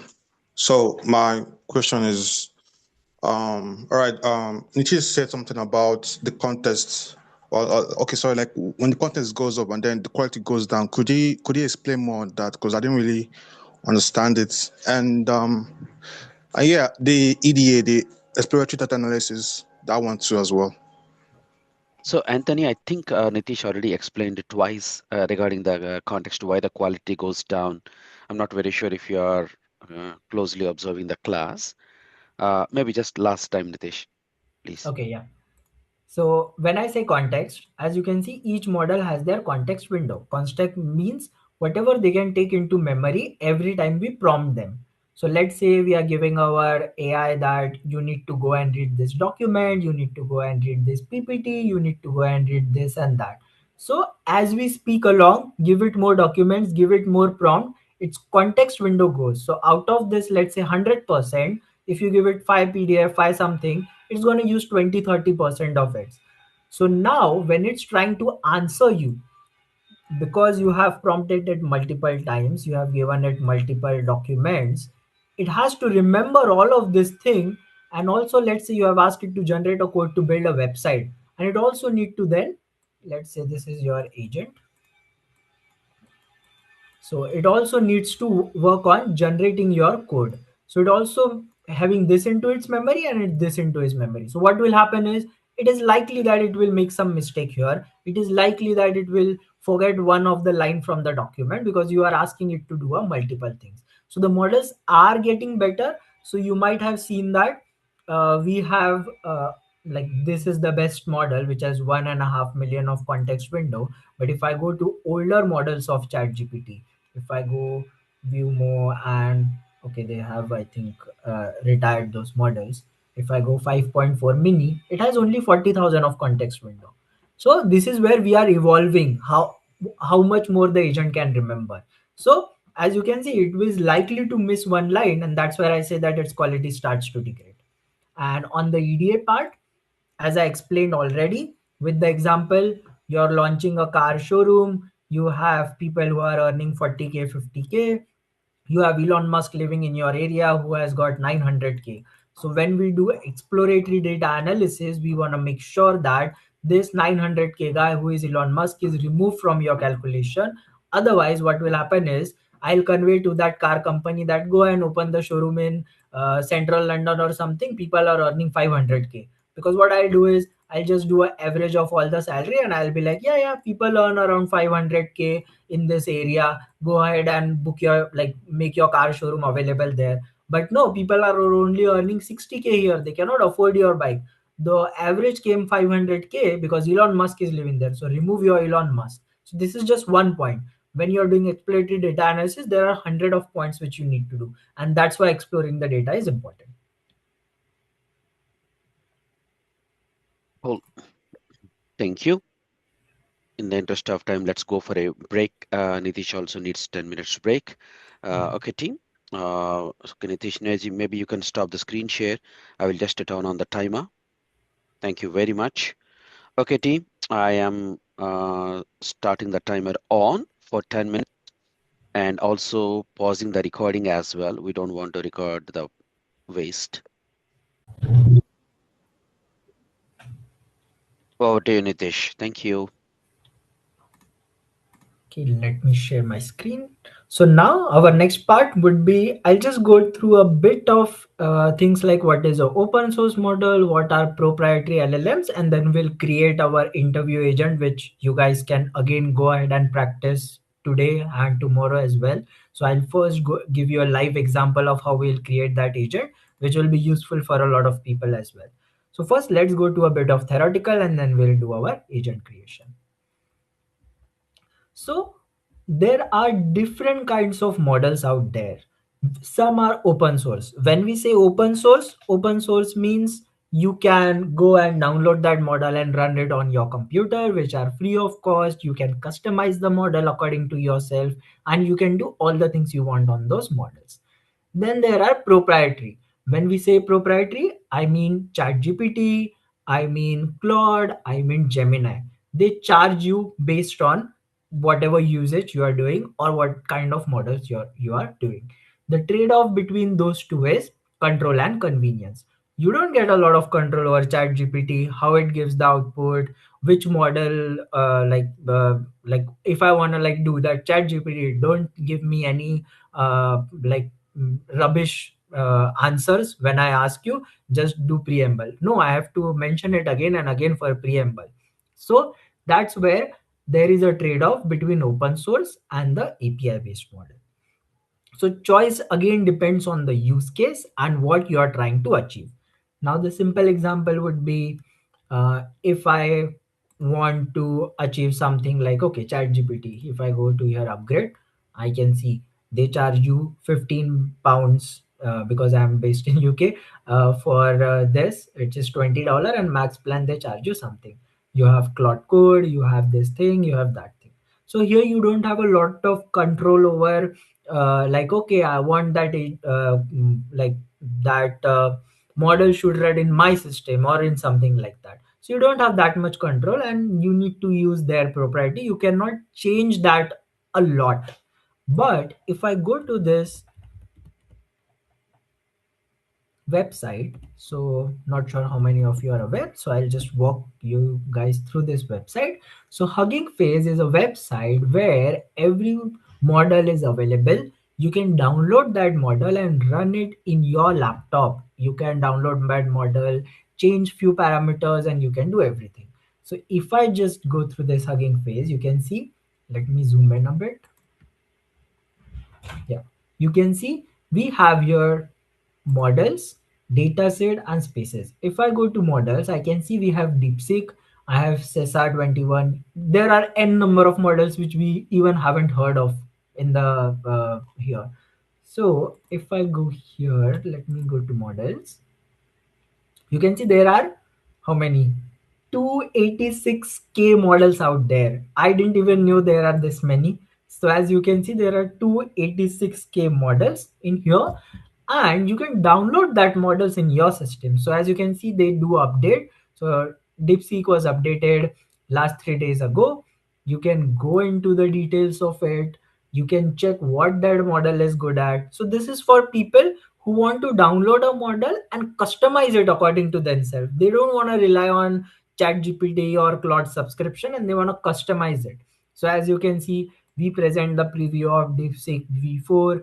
This is what DeepSeek can do. These are like few benchmarks that how it is at coding, how it is at generating images. So these are few things, and you can download it from wherever you want and you can use it.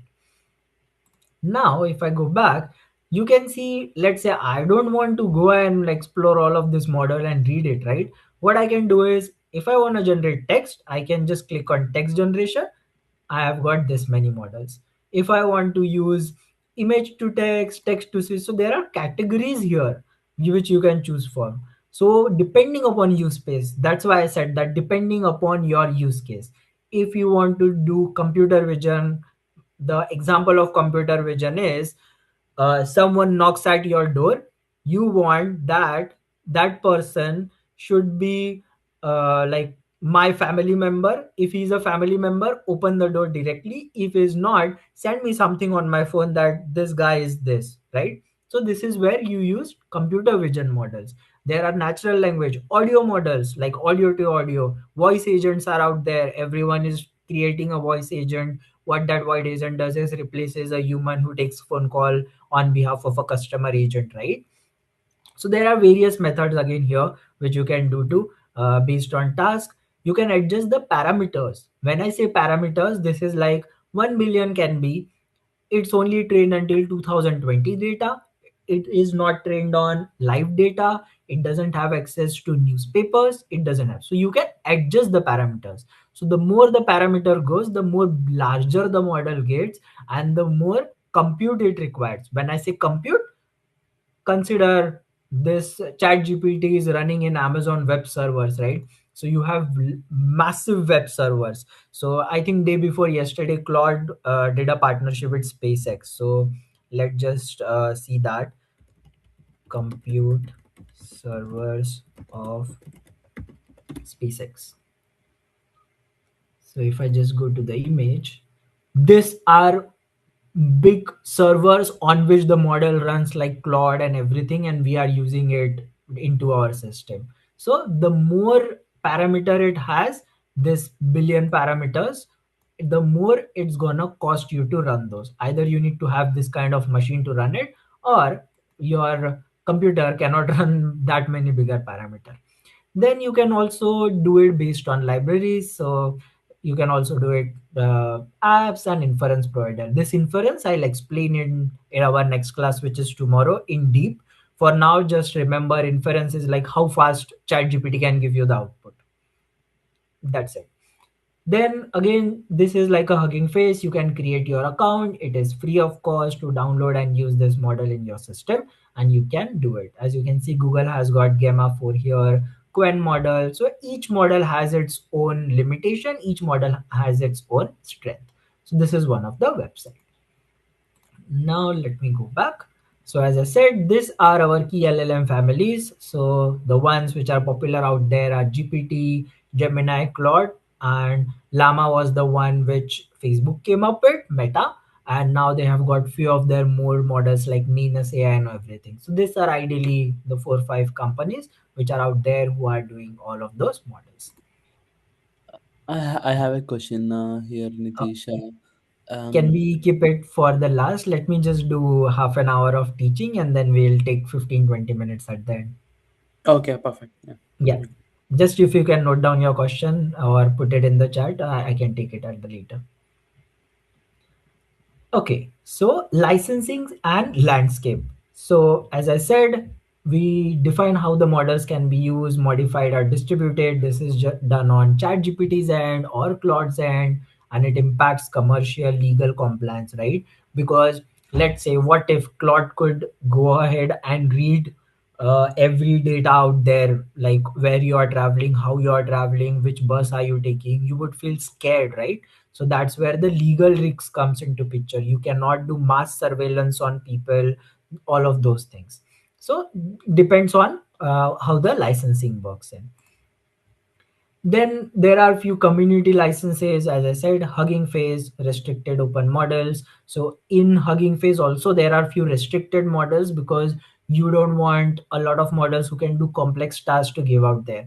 So one of the things, if I just show it, which is was like buzzing in the news, Claude Mythos. So this is one of the model which they released, and they said that it's very dangerous and we will not release it to everyone because it scored so much better in everything. So if you just ask it go and hack this website, it will go and hack it.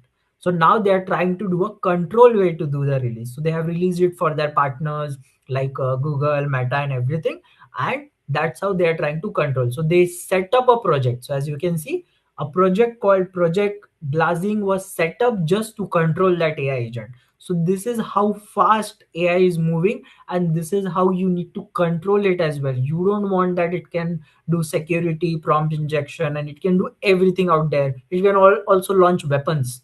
So this is where you want to control as well. So that's why these companies out there have to be compliant, have restricted over their model things. Now yeah, API. So one thing how we can use Claude is this way, where we can chat it and we can use the free storage whatever we have, or we can use it via their API. So if I just go to Gemini API key, you can get your Gemini API key, which is free. So why API key? API is nothing but I will make a call to Gemini and say, Gemini, give me your 3.0 model and I want to use it in my system. So as you can see here, you have API keys. This is my account and I've got loads of API keys because I did a lot of work. Then you can do create API key and get this API key. We'll be also using it down the line in one of our project, but this is me just showing you that you can get a API key and then in your project you can say, I want to use Gemini 3.1. I want to use Gemini 2.5 Flash, and then you can use it in your models. So this is free. If you go to same chat GPT, so let me go to Chat GPT API key, OpenAI API keys page. If I go here, let me just log in quickly from one of my accounts. AI platform. Yeah. So as you can see here, it's paid. They don't offer you any free API key. So if I create something, they're gonna charge me here. If I go to billing, you can see that view usage. I think they won't show for now. I need the general billing. Usage. I think it's showing just mine. I haven't used, that's why. But ideally, they have a charge over if they use their API key, but Gemini doesn't over certain things across the entirety. So that's why then use Gemini key to do your projects, to use the API key whenever you are creating application. So we'll also go into a stages where we open the coding platform, we let AI write the code, use the API key and build some software out of it. So that's something when we say proprietary APIs. So when we say proprietary APIs, Claude have their API, OpenAI have their API, Google have their API. Those are the things.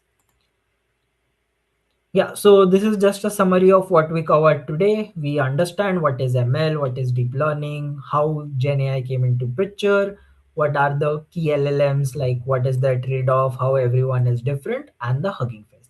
Now let me focus the next half an hour in creating this because everyone would want to do practical. So let's actually go ahead and build this agent. Now in ChatGPT, if I go here and I ask like I want to build a custom GPT, which is nothing but a AI agent. Again, doing a custom agent in ChatGPT is paid. So I'm gonna go to Gemini. Gemini has this nice feature called as gems, which is same as uh, like custom GPT. As you can see, I've already got a lot of gems. And let me delete this one so that I can test you. So gem is nothing but your custom agent which gonna remember everything. So you guys, if you have your laptops on, follow along with me and we will do it. So here what I can do is in Gemini, I can go to this sidebar and I can go to gems. So once you go there, you can click on a new gem. They've just given it a name. Consider this is your agent. Now you can give it a name, you can give it a description, you can give it some instructions, and you can give it a knowledge base. When we say knowledge base, you can click here and you can see if you share this gem with titles of the gem attached file will be visible, you will be prompted separately. So knowledge base as in I can give it my CV. Now let's try to create this. So the name can be interview assistant. Now description, this is very important because now you're giving it a persona. Now I want to give it a persona. So let's use Claude's prompt which we got, right? We got this prompt which was pretty detailed. What I'll do is I'll just copy this entirely and go to gem and copy it in the description. So you might not see it, but I've copied everything. The window is pretty bad here. I don't know why. Can you please repeat it last 2 minutes? Okay, so is someone drawing on the screen? Yeah, stop the screen share and do it. Team, please be careful, draw anything. It will just unnecessarily create a distraction and also the recording will be masked here.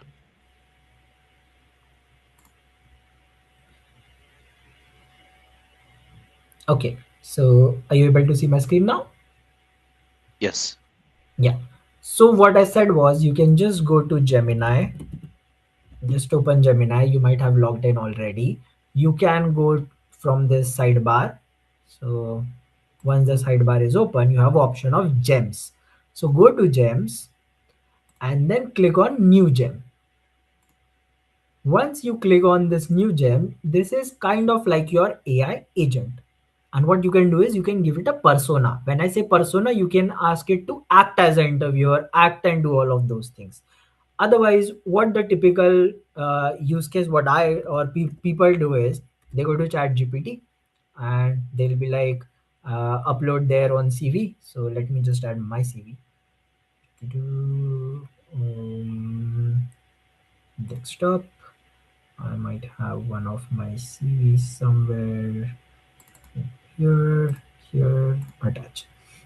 And what I'll do is either I'll copy paste the job description or I'll say that ask me question in context to my CV and the job description. Ask one question at a time, allow me to answer, and then give me suggestions of how I can improve my answer. Sorry, I have a typo because I'm typing pretty fast, but it's fine. So as you can see, you will do like this and you will be like, okay, done. And great, I'll act as an interviewer. I'll ask one question at a time in your role. So it has extracted that I work as predict text, and in your role at predict text, but take your time and answer the physical interview. Now what it did was it just read through my CV, didn't even ask me to upload the job description, and just asked the question directly that can you walk me through the business problem, how this worked. I was like, wait, right? Because as you can see, what happens here is it literally started the interview, and as I go along again, it will forget or I'll need to tweak it or something. That's why we want to create an agent which knows what it's doing, and every time it will give us like an interview. For I will just go there, type my answers, and that's it. So if I go to this gem, we're gonna name this gem as, let's say, interview assistant. You can customize it however you want to. Let's say you want to use it for project management role, you want it for specific data roles, you want it specifically for compliance roles. Based on however you want to, you can do that. In the description, we have got this expression because I am doing like a AI interview coach or something like that. I will just, sorry, I'll just go to Gemini. I'll paste that, everything. Oh, sorry, not in the description, it should be in the instruction. Sorry, description is like you are an AI instructor, and then I go down and here I paste everything. So here it is like you are an AI expert. Step 1, collect the CV, collect the job description. Step 3, analyze the plan, and blah blah blah. Now this tool, for now you can do it no default tool. If you give it a default tool, what it will do is, if you give like create image, it will just, yes, I'll paste the prompt so that everyone can generate as well.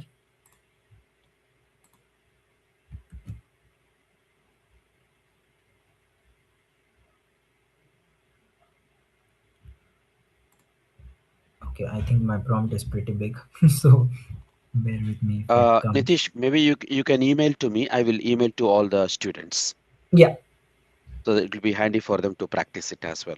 Yeah. Yeah. I was planning to upload this as well after our class into Oh our yes, drive, so that will that be will be better. easier. Open in the Yeah. open in the drive. Yeah. Yeah. So I'll do it in the drive as well. So as you can see in the instruction, copy your prompt however you want your agent to behave in the description. You can just write you are an AI instructor or whoever you are, and name, you can name your agent, so that name will appear here.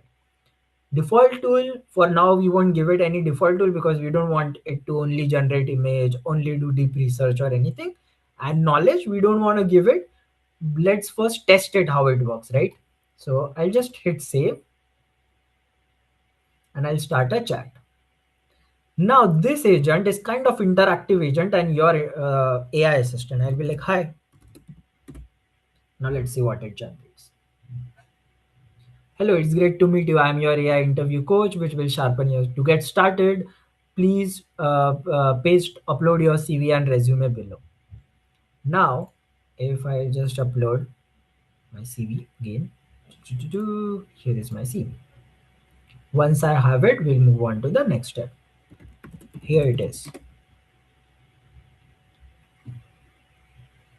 Thank you, Nitesh. I've got the resume. It's impressive. You transition from civil to high-level data roles, your AI mock interview assistant project, and it has one. Now it's like, to get our simulation started, what specific roles are you interviewing for? Do you have a job description?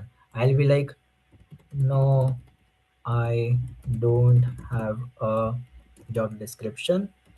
Generate me intermediate level questions. And done. Since you are currently working in here, the technical workflow, you mentioned that you building Airflow DAX to automate data transfer from SFTP to SQL. Can you walk me through how you handled error, right? And now what it has done is you develop, so it has generated a four questions, around four questions, right? Now we can tackle the first question about your airflow pipeline, or you have a specific area you rather practice first. Now this was not the aim for this. We wanted it to do one question at a time, right? So that means somewhere our prompt was not correct. Now what I'll do is I'll go here, I'll go to our interview assistant, I'll edit it so I can update it as well. So what I'll do is I will just delete this entire prompt, and now I'm going to use ChatGPT's prompt. So we are just seeing how each prompt is changing the output and what's happening, right? So I'll just copy this entire thing and go again to Gemini in the instruction and change this instruction. So now, as you can see, I get option of update because I've already created this gem and I'm just changing its few directions because I want to update it, right? Now let's start a chat again. I'll be like, hi. Let's see how this gives you the output. Hello, I'm ready. I'm your expert interview quiz to keep this house. Give me a CV and job description. So now this is not asking you step by step. It is like, okay, just give me a CV and job description and we'll start with it. So let us do this. And I don't have a GD, so start the interview. Since you don't have the, I'm going to interview for the senior data business analyst profile, seeing your profile aligns. Round one. The opener. Nitish, it's great to have you here. You have worked across supply chain and now your travel at Predictex, like that Python script saved 2 hours.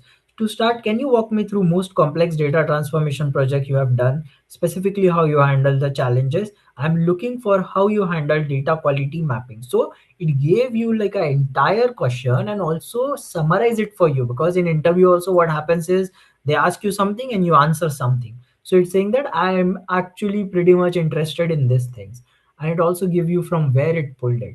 So you can see from reference of your CV where it pulled that question from. Now I'll be like, yeah, I just built it. So I'm just trying to play around with this agent. Let's see what it gives as a feedback. That's a great start, but in high level interview I need you to peel back the curtain on how, since you build this airflow DAG, I want to hear about the technical hurdles to give you a push. Play nice together, they have different schema, let's refine the answer. What was the most difficult part? So now it's asking you that don't give me answers just in one line, but actually give me how you did it. What was the most difficult part? How did you structure it? Give me under the hood details in one of those points. So I'll be like, yeah, I did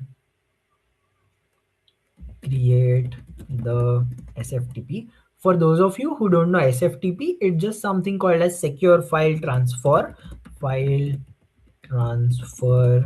protocol. And what it does is it basically, whenever I and you, we both want to exchange some files. So this is like a industry standard way wherein if I just show this image, it's kind of like client. Let's say I'm the client, you guys are sending me some data, and what I want is you just send me over there in a cloud platform and I can download it from there. That's a simple explanation of what is a SFTP.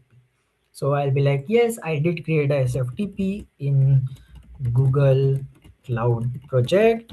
The error I got was the API keys were not correct, or the format was not proper, so I had to go back and also check everything with a test file. Now let's see what it replies to. That's a very practical real wide hurdle dealing with this. To move on this from a quick phase to a senior level insights. Now it's gonna tell you that yeah, you showed me how a quick phase is done, but technical deep dive is like that. Once you got all the connections stable proper, did you build any Slack or email alert that okay, as soon as we receive a file from a client, you are just alerted on Slack or email that Nitish, we received this file today, Nitish, we did not receive this file today. Then it's now kind of building on top of your conversation that you mentioned that you were using this. What's the primary join key you were using in SQL? Now it's getting more and more technical, and you can see from its sources how it's generating that as well. So this is how it's gonna take you to 20 questions. It's gonna give you answer on how to do it and everything. So this can be your personal assistant. You can change it however you like it. Now let me show you one more modification what we can do. So I'll just do a edit. Now here, I don't want it to ask me even for my CV. In this knowledge base, I'll just upload my CV and let's see how it reacts after that.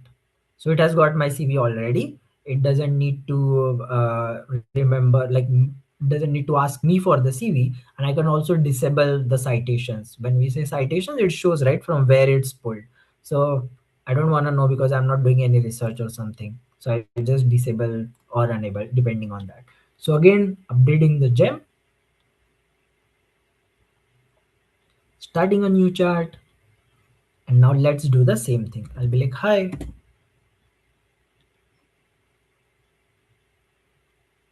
hello, I'm your interview reviewer. I have reviewed your profile. So as you can see, it is that much smart that it first went into its knowledge base and it already know that, oh, Nitish provided a CV. I don't need to ask it. Although in our prompt, we had written that ask me for a CV.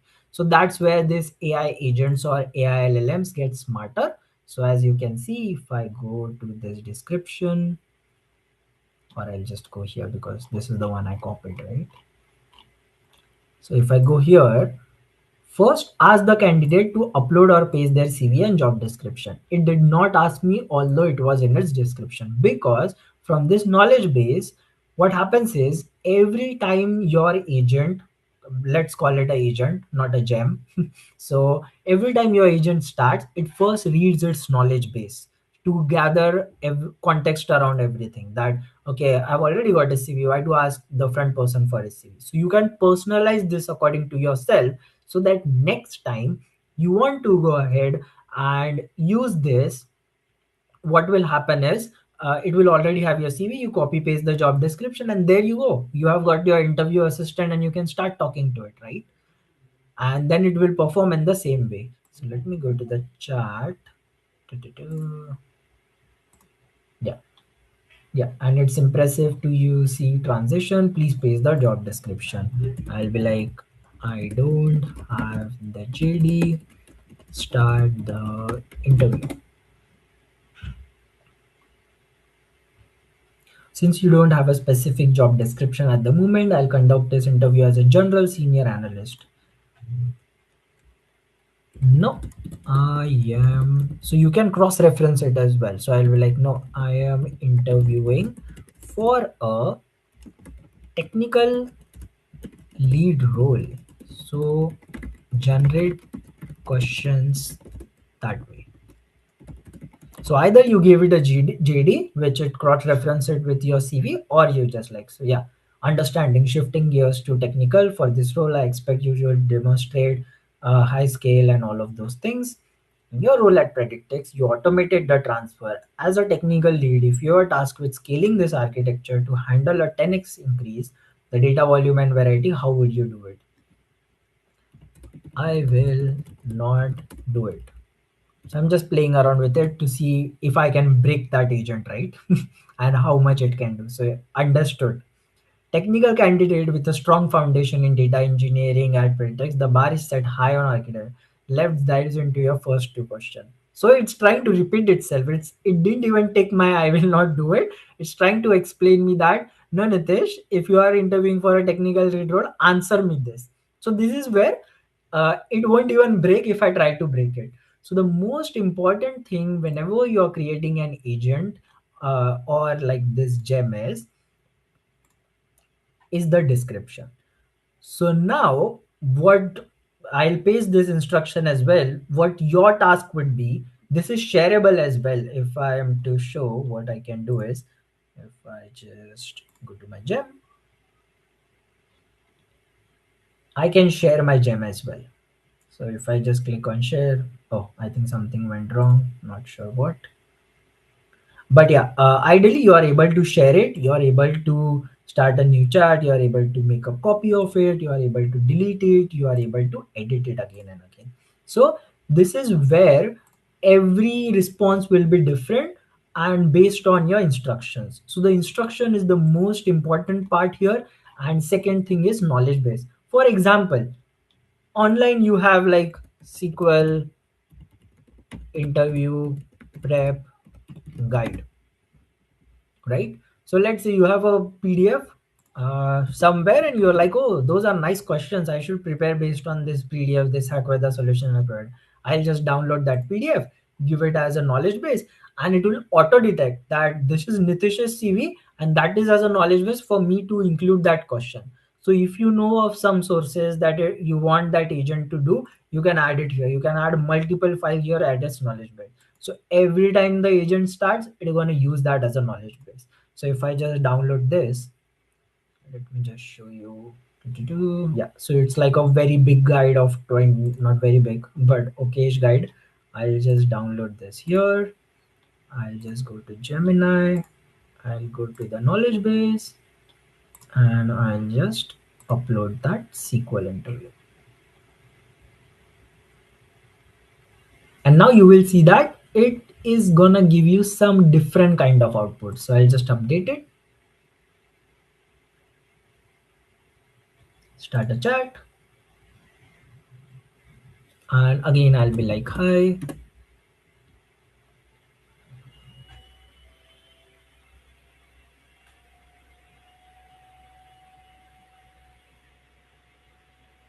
No, it's taking a bit of time. Yeah. It's a pleasure to meet you. I am Gemini, your expert. I've already realized you have a very strong technical order. We are going to conduct 20 questions. These are the rules. Here is your first question.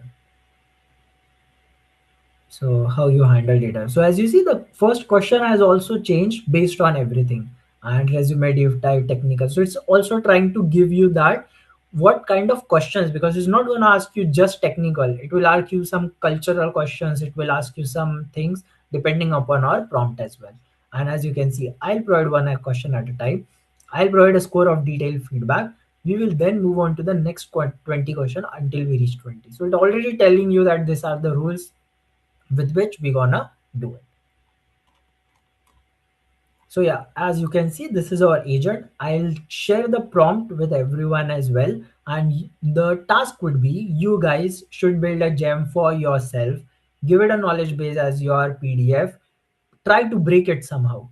I just want you to find that loop that it's not generating questions as per what you want, and try to test different prompts like generate it from ChatGPT, write it yourself, do whatever you want to and do it. Now let me show you how the use case can be, right? So this is like one of the tools I made, which is this extension, which is called as a UK job and data AI assistant. So you guys can also build this with the help of ChatGPT or something. So let me just give you a preview of why this basic is important. So this is my job assistant, UK data and job assistant. It is live in Chrome Store. I've got 2013 users, which I've done is I've done a here overview. This is very easy. What it does is it lives in your LinkedIn like as a extension. What it does is as soon as you click on a LinkedIn post, what happens is it pulls the job description. I already have my CV. All I need to do is click on this button and it's going to generate me a bit of points according to the job description. So what happens is nowadays when we apply for a job, we want to customize our CV according to the job description a bit, not like change the entire description, but just a bit. So what it does is it gives you those bullet points and give you a cover letter while personalizing. So I then have to just scroll on LinkedIn and do it. Now it has done nothing because obviously we don't have the job description and everything. But this is how the implementation of this works. So you can have a agent or you can have a prompt behind the scenes. I'll also share you how to create this extension. We can create any of the extension from your use case, whatever you want to build, and we'll create that and we can even deploy it to Chrome Store. Yeah, that will be very much helpful to all the students because everybody needs CV, everybody needs job. This is very good activity. Good job. Yes. So this is where, like, depending upon use case, if you want something which you are thinking that, oh, I want to build this, someone give me a direction. So what we'll do is we'll do different use cases. So this is because this is I build. I'll just personally tell you this is built for myself because when I was looking for jobs, I was like, okay, I want to switch a job. It's so tedious to go to this jam every time, copy paste and customize my CV, right? If you go to Chat GPT, how you customize this, you just tell ChatGPT, here is my CV, here is the job description, give me a cover letter. ChatGPT gives you rubbish output. Then you prompt it better that no, I want you to include this. This is there in the job description.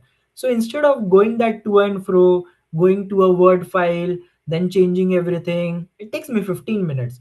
What if I have an extension that I click on a job, it auto pulls it here, I have a button and done it. And this is where we gonna use the API. So behind the scenes, Gemini API key is used to analyze these things. So yeah, that is the practical implementation. So I think we can take few questions now. And I'll also share the prompt, whatever we have used entirely in our today's presentation. So I'll stop sharing my screen and I'll first respond to the messages. Oh, there are lots of messages. Okay, let me go from the top.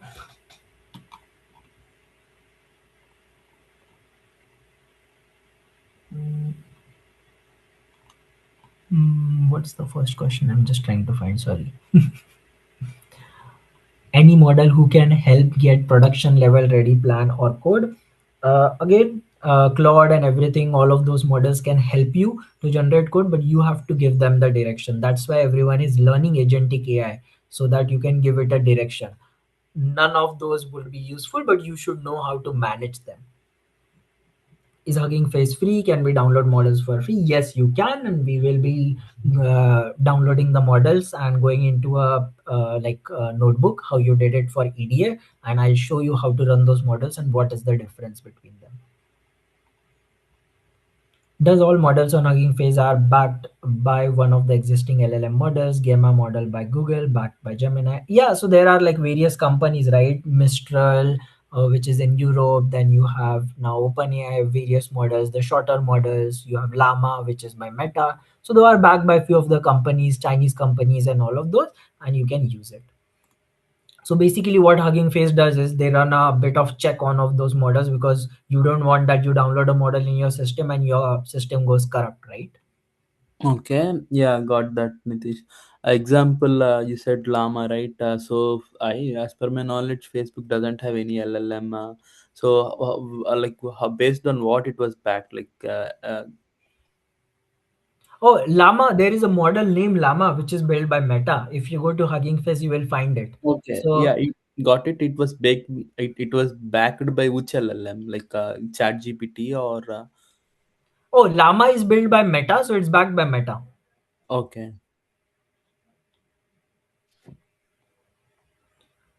got you. Okay. How can we see what is the usage free tier? It is on daily basis, monthly. It's on daily basis. I don't think a lot of them shows what's the daily limit because it depends upon how you prompt. So let's say tomorrow I go to Claude or something and I upload 20 documents here. If I prompt it twice, it's going to use up my daily usage as well, which is a free usage. So that's why we cannot actually go ahead and check what's our free daily limit. They do write it there, but it does again depends on how heavy we are using it. Does the API key provides us access to use the specific model? Yes. how the API key works is, let me explain, because a lot of you might have question. So let's say you have a key. I don't know how to draw a key. Let me just draw it like this. You have a key wherein, let's say this is ChatGPT. So chat, sorry for my writing, but this is ChatGPT. They have got all of their models: 5.4, 5.3, 5.2, 5.1. When you use a API key, you can call any of the models. So let's say this is your software or whatever code you're writing, this is your code generation. You, via this API key, you can say that, specify in your code that I want GPT 5.4, I want GPT 5.2, and you can then control those according to you. So via API key, you can use specific model, all the models which they have provided, and they charge you on that basis. I have a follow-up question on this, Nitish. Okay, so when you are using the key, does it like just uses the LLM model, or is it going to use like what is the data source, like from where it searches the data? So basically, like whether it need to search from the web or it needs to search from a internal like a database or from my application log. Like how can you configure all those things? Are those planned to be like? Will you be showing some of the use cases like in the later classes? It's like here everything is like doing the web search from the like getting the data Yes. from So the. yes. So I do have one project. I don't want to open PyCharm because it will clog up my system Yeah. now. But what we can do is, in like any of the IDE tool like PyCharm or VS Code, we can use that API. We can specify which model we want, and we can design our system around it. So you can do a back end, front end code, and everything, and AI agents will live on top of that. Okay. So are you planning to show something similar to that doing this like? Yes. Okay. I'm planning to like build one project with the help of AI, and we will do the architecture, and we'll do like a end to end, like a front end, and we'll deploy that project as well. Okay. Sure. Thank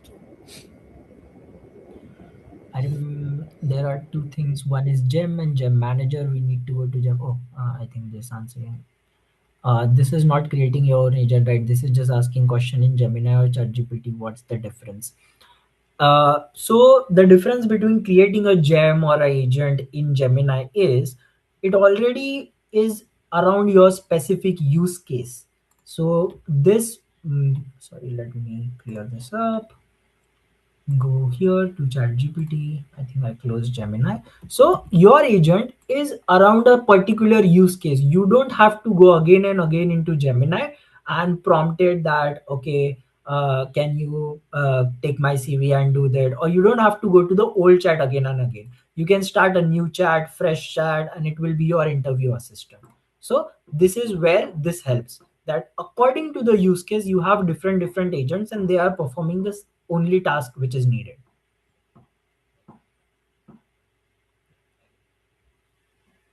Okay, our organization is moving towards heavy utilization of AI. There are loads of requests to grant access to our environment to use Copilot Studio Agent. Well, we are not protected enough to allow. Is there any advice? Security to get our tenant protected. Agent are good but can be trusted, especially due to. Yes, so what you can do is, a lot of times what happens is your agent is not allowed to connect to a cloud instance, or it's not allowed to connect to a database.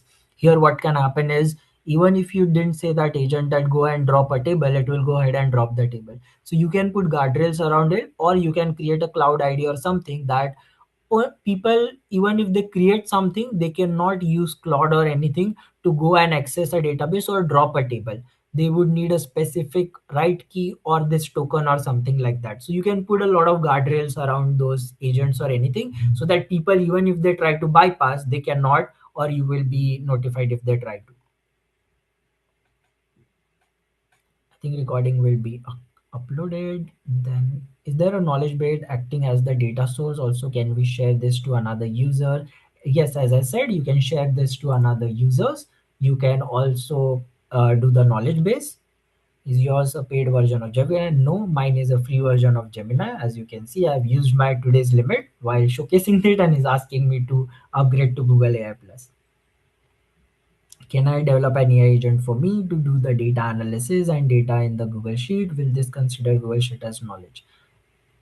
And data in the Google. Yes, you can do it. And either you can just upload your Google Sheet, like download your Google Sheet and do it in this knowledge base, or else you will have to use like build your own software or something like that, that its database will be acting as a Google Sheet. So depending upon how you want to do it. What is the equivalent of gems for Copilot and is it free? So as I said in ChatGPT, creating a custom agent is again paid. You cannot create a custom agent if you don't have their any of the offers. In Claude again it's not possible, but you can again bypass it somehow. How to do it? Go to projects, create a new project, name it whatever you want to, what are you trying to achieve as a goal, and this can act your agent. So this is how you can do it. How did you create this extension? I will show that extension creation, and we all will create our own extensions as well down the line, because I don't want to confuse right now. Then when you share the agent will not be able to show the description, or yes, so when you share it, the log description and everything will be logged, because you don't want someone else with whom you're sharing the agent to make changes. Is there an agent create a website from you from scratch? Yeah, you can. You don't need an agent to create a website from scratch. You can use vibe coding tools, which we will see tomorrow. You can use Claude Code, Gemini, and everything to create a mockup as well, and to create an end-to-end website as well.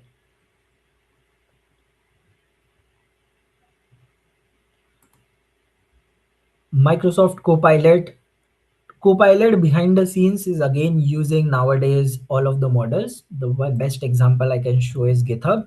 So if I just go here, and if you see Copilot, so if I just click on this Copilot, so GitHub Copilot, as you can see behind the scenes, it's using Claude Haiku and all of those models. So what Copilot has done is they have taken all of those models, put it under one umbrella, and they are selling the subscriptions. Okay, I think we can take the questions from whose hands are up. So, Senthil, do you want to go ahead?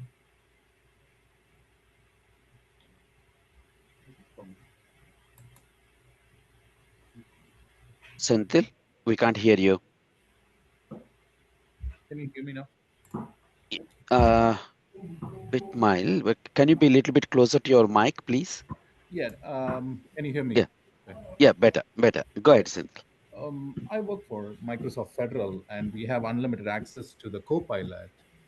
So, what is the reason behind creating a gem, and how it is going to be incorporated within our application? Say, for example, if I wanted to build an app, instead of sharing the gem, do we cover it in this course where we will create our own kind of website or something where we are going to call that particular gem, and anyone can use it instead of sharing?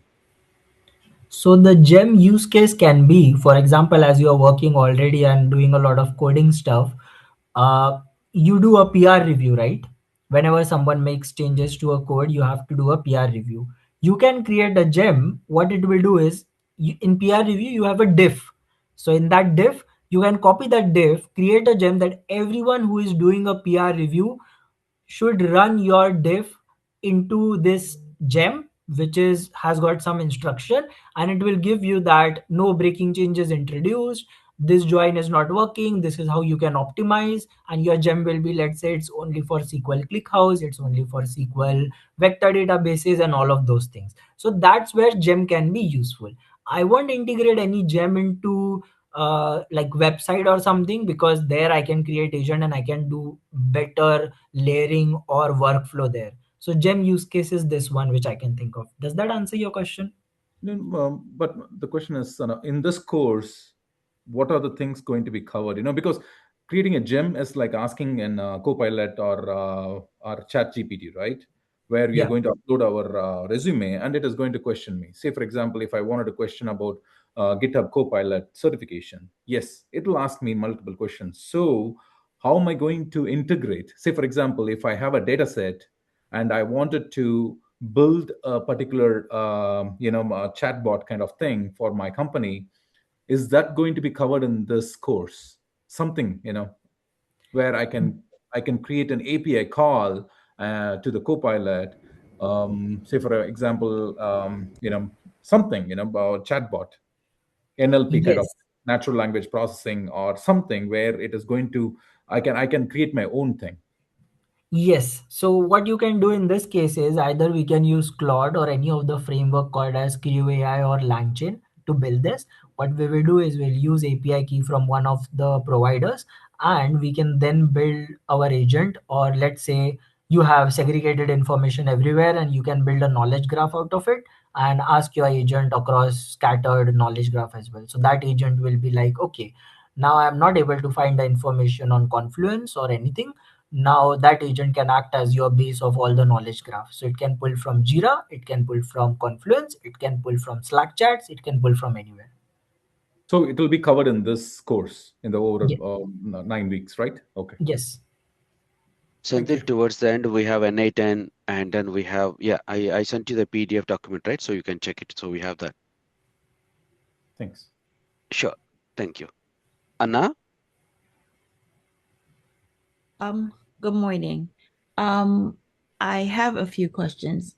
I wanted to find out if your Gemini was a little bit different from us, because when you were going through it and I opened my Gemini, it didn't give me my screen came up different after I click on gems, and I had to upload the prompt and to proceed. So that was my first question. And then also, could you please um touch on with what you were saying earlier, that you were going to build out in a way where we could have automations? Are we going to be able to have automations where it's going to help us kind of like authenticate information, like as a business analyst? Let's say you want to be able to build like a documentations and everything. If we do this course with you today, are we going to be able to, like in our own time, be able to build our own systems where we could have these things done for us in a very short way, or like an easy path?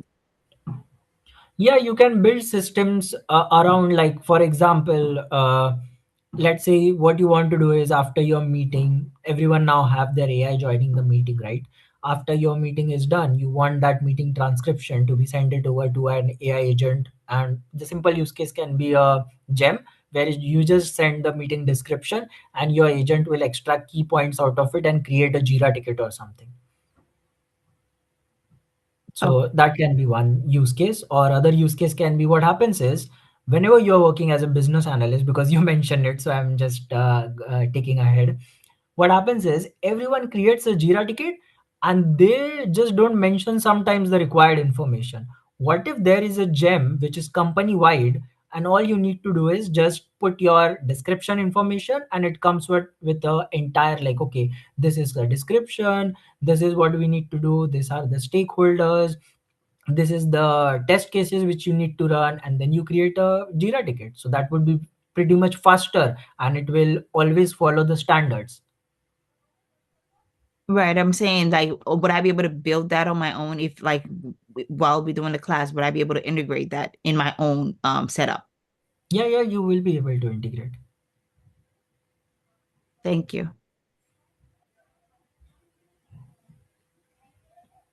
Yeah, Arthur, you can go ahead. Thank you, Nitish. I have a couple of questions. So, my question might be pretty basic, but I just wanted to clarify. An ML algorithm, can we call an ML algorithm as an LLM?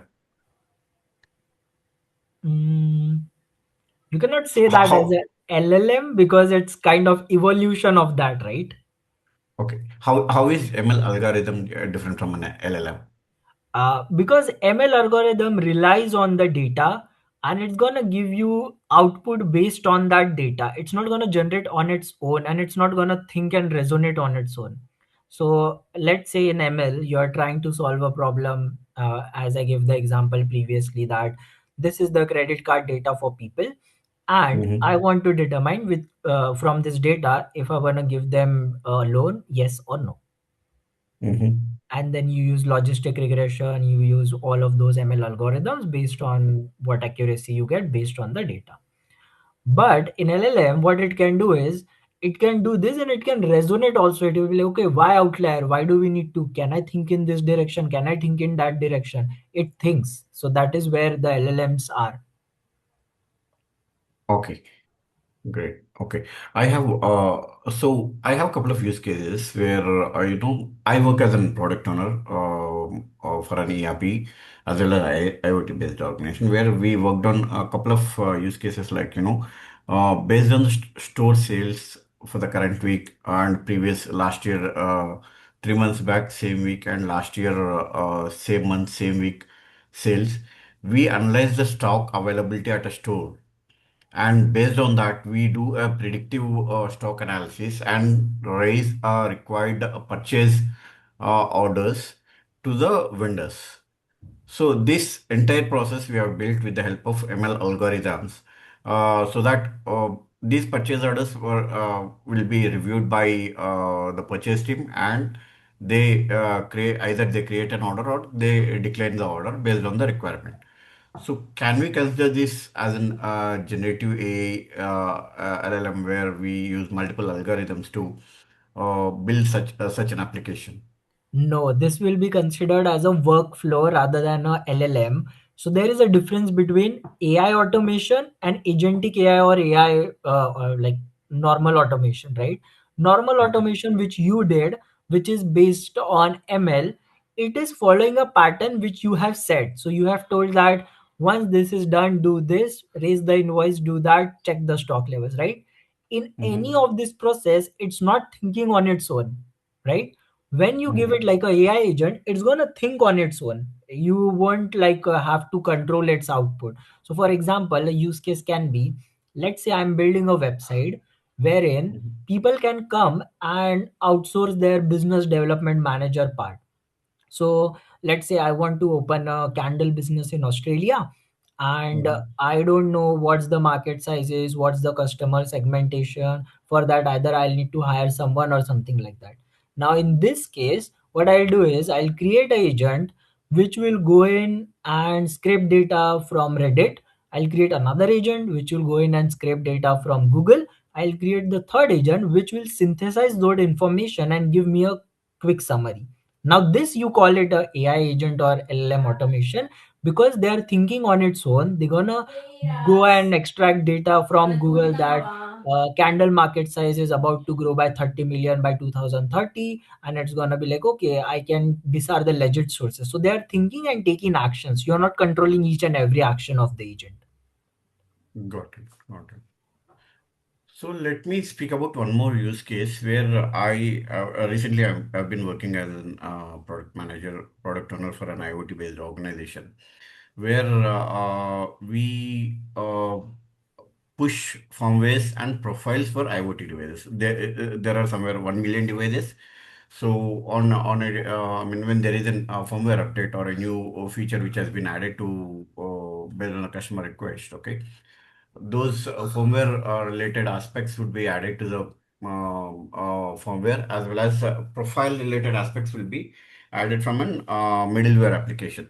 So these are being pushed to the devices via OTA, where we here also we worked on a workflow where system identifies the devices which have a certain battery percentage which are within the network area, based on which system identifies those devices.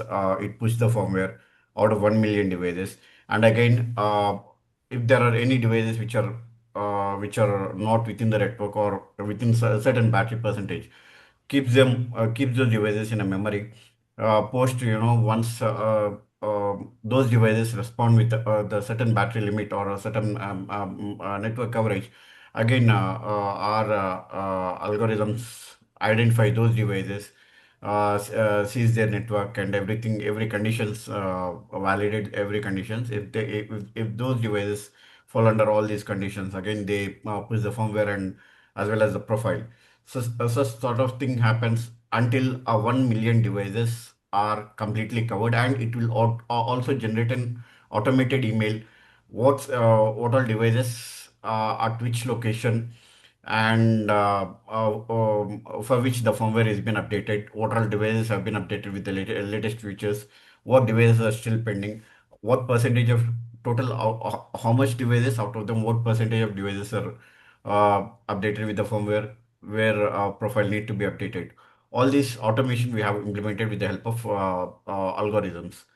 So can even this would come under a workflow, or rather than an agentic a Yeah, so as I said, like the more you control and you don't let your like workflow or your code think, that comes under workflow or automation. Like for example, the simple is like email, right? We can do a email automation that every time I want to send this in Google App Script, I don't need a AI agent for that one. So there is like a very thin line, I would say, between automation and AI agent. AI agent is when you allow your agent to think and do things on its own. You give them tools to access internet, to access certain documents. Got it. Understood. Thank you, Nitish. No worries. Yes, Saurabh? Yeah, hi Nitish. Are we going to touch web scraping in this course?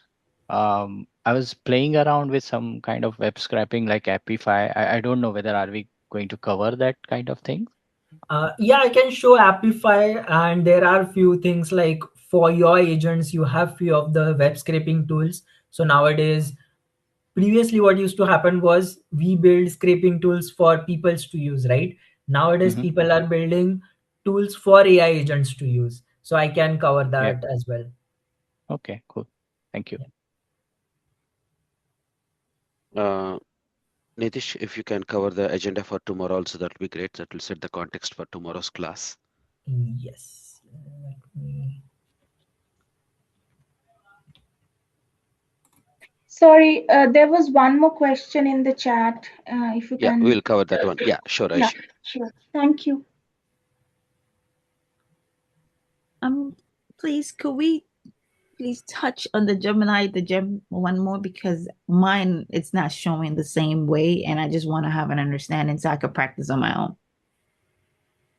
Right. Yeah, just give us a minute. Well, let us cover the context for tomorrow, and then we'll just help you, Anna. Yeah, so tomorrow what we'll do is I've already uploaded the material, and we'll be learning about what is embeddings, what are vector databases, how are they powering AI agents, and we will also show you in practical terms what are the new roles which are coming up in agentic AI and how they are different. Like generative AI is different, and now the new terms which is coming is agentic AI is different. So I'll show you few tools, how everything is done and why to use it. Again, we'll go into the practical uses of chat gpt and everything, take one use case how we did today with the gem creation, and we'll go into the detail. So I've already uploaded this ppt, which is very detailed one. I'll try to again do in the same way, a bit of theory, a bit of practical, a bit of theory, more practical. And along the lines of Gemini, are you not getting the like menu here, or like to create a gem? I do get the menu. I see the gem. I'm able to go into the gem. But once I'm Okay. into the gem, okay. So once you go into the gem, you And I might have click, got this option of new gem. yeah, I click it. Yeah. Yeah. Please. So Yeah. once you click on that new gem, Uh-huh. all you need to do is name your gem, whatever you want to name it. I have named It it doesn't give internet. me that Don't option. It have the doesn't come option up of like that. that. Yes, the Yeah. same No, way. no, The you same need to question Anna had. come down in the bottom. There's a jam manager. There are two options now on the page. You can see new jam, and if you come down on that page, there's a jam manager. Because if you look into the what Nitish was showing, can you go back? It is jam manager on the top.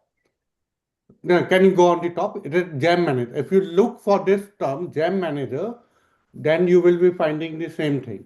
No, it's not. It's not there like that. I don't know if I can put Okay. my screen to Can I Please, get get that. an Maybe you access? can. I can show you on my screen. No, I will yeah, show you my maybe. screen so I can understand, because I feel like everyone's screen is coming different. When I click it, it just gives me a page that says to describe the AI. Anna, can you share the screen, please? And Yes. share your screen. I think your experience is same as mine. Okay.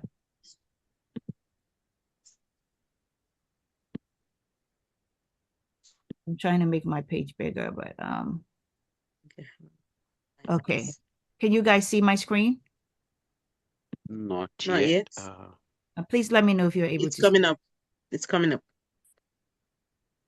Okay. Are you able to? Yes. Let me know Yes. my screen. Okay, so once I'm here, this is what comes up. No, we're seeing your desktop. Okay, yeah, fine. This is what comes up. And then it tells me to edit these. And so I was thinking if I could select any of this. No, go back to Gem. Go back to Gem. Go back to Gem. Yeah, this is Because I exactly was what I checking have. it. Yep. And Click then we on click Gem. on gems, and it brings me here. That's where it brought me. Hold on. And then Come down. Yep. Click on New Gem now. Okay. So it must be under the Gem Manager category. Yeah. Okay. Okay. Okay. I'll fix mine with this method. Nitish, I have put some question on the markdown and the spec-driven development. If you can guide me whether they will be covered in future or not. Yes, I said already, right? We start with the PRD, which is a PRD.md, and then we let our agent read that, and that's how we start with the development. Because if we start with the prompt, it's gonna again miss few things, so that will be covered. Thank you. Thank you. I don't know the gentleman that helped. Thank you. Right. Yeah. Needed. Gigi, I think you also can follow the same steps. I'm trying to see if I can figure it out. Yeah, go Maybe I to should the share my manager screen. category. Go to the manager category and play around. You will be there. And the team, I will be uploading the material and recording in our drive. So all of you will have access to the, oops, sorry, not this one. Oh, where is it? Oh, sorry. Yeah, too many windows Okay, yeah. open. I think So I'm fine. here, Yeah, thanks. oh, you're fine. Good. So Yes. we have the material and recording here. So that is the April batch that started. So today's 9th of May. I'm giving the date and a day. 9th May, day 5. So this is the slides and the recording will be uploaded here. Tomorrow's material already there. So just go to double click 10th May and then go to the text embedding. Just try to understand the bullet point. If you have time, just read and then you can come prepared. And so Nitish is going to help everything from the basic at a slow pace and so that everyone can understand easily. That's the guidance I have given to Nitish. So hope all of you are happy with the pace that we are going. He is doing and the practical examples he is taking and a bit more engaging as well. Virender, Yeah. go ahead, Yeah. Virender. Okay. So I want to know, how if we generate our CV using AI, and how recruiters take that as, because if most of the CVs start coming like looking similar, obviously like it shows my skills there and what experience I have, but is it a concerning part if I generating with AI? And second question is, um, no, actually, yeah, that's the one. Yeah, how is it concerning for recruiters nowadays, or they all right with it? Everyone is all right, but then it should like not be very visible that it's AI generated content, right? And this use case I think will be used for everyone. So what I suggest, I'm not sure Lakshmi if you agree on that, people have use cases which can be used for everyone. So if they like put it in the WhatsApp chat, what we can do is we can take those as a practical example, right? Because this is one of the use case which can be used for everyone. Yeah, thank Yeah. you. So we have to give the human touch as well, Virender. Generate it from the GPT and then add your details, and then also again check the ATS score, add your actual content, so make it more customized. Yes, Oishi, thank you. hi. Yeah, thank you. Hi, Oishi. Hi, I have a question for Nitish. So Nitish, thanks for the class. It was very informative. Enjoyed it. And I had a last question about Microsoft Copilot Studio.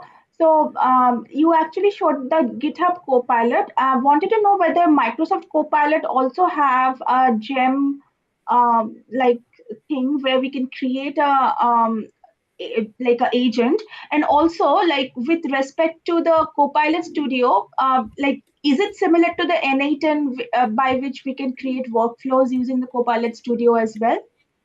Yes, so Gem is again restricted to Gemini only. Again, Yeah. Microsoft Copilot Studio have their own version of low code, no code, where you can do your custom agents. In a similar way, you can do drag and drop workflow like N8 there. So Microsoft Okay. Copilot, you could think of like a combination of AI agents, N8 workflow, and everything. Okay. All good. Thank you. Yeah. And All also, right, like team. whoever have the Yeah. use cases, they can post it in the WhatsApp group, for example the job interview or something, and then we can take it as an example so that everyone can be benefited from that.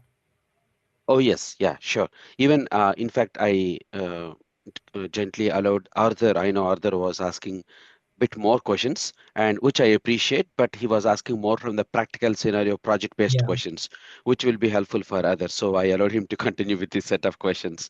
So please bring up your real-time working scenarios, which will help others as well. Yeah. And then we can just think of creating those are the real-time things. Those are the most happening things in the company, and how we apply our learning knowledge in our company and make our activities much more efficient. That should be the intention. It should not be ending with a learning and then just maybe ending with a small certification. We should be able to apply with the real-time scenarios. Very, very important. Okay, team. Thank you very much. So if any of you still want to connect with me or facing challenge with the, like for example, access issues, this is my name. My name is Lakshmi, and this is my WhatsApp number. 41251636 All of you have this number. So please just make a note of it. You can click on the number and you can just message me. I will be very happy. It's already 11 o'clock. Maybe I'll work for another half an hour. Every day I work from morning 7 o'clock. I live in Melbourne, 7 a.m. to night 11 p.m. 7 days a week. So just message me. And if my messages are getting delayed, replies getting delayed, feel free to call me. And oh, thank you very much for the feedback, Sridhar and others. Okay, and I also want to inform you that in next exactly 12 hours from now, if you have the energy levels, oh, another session which we are giving free of cost is the Azure Data Engineering. So for the AI models and everything, we need the clean structured data. So somebody has to provide that clean structured data.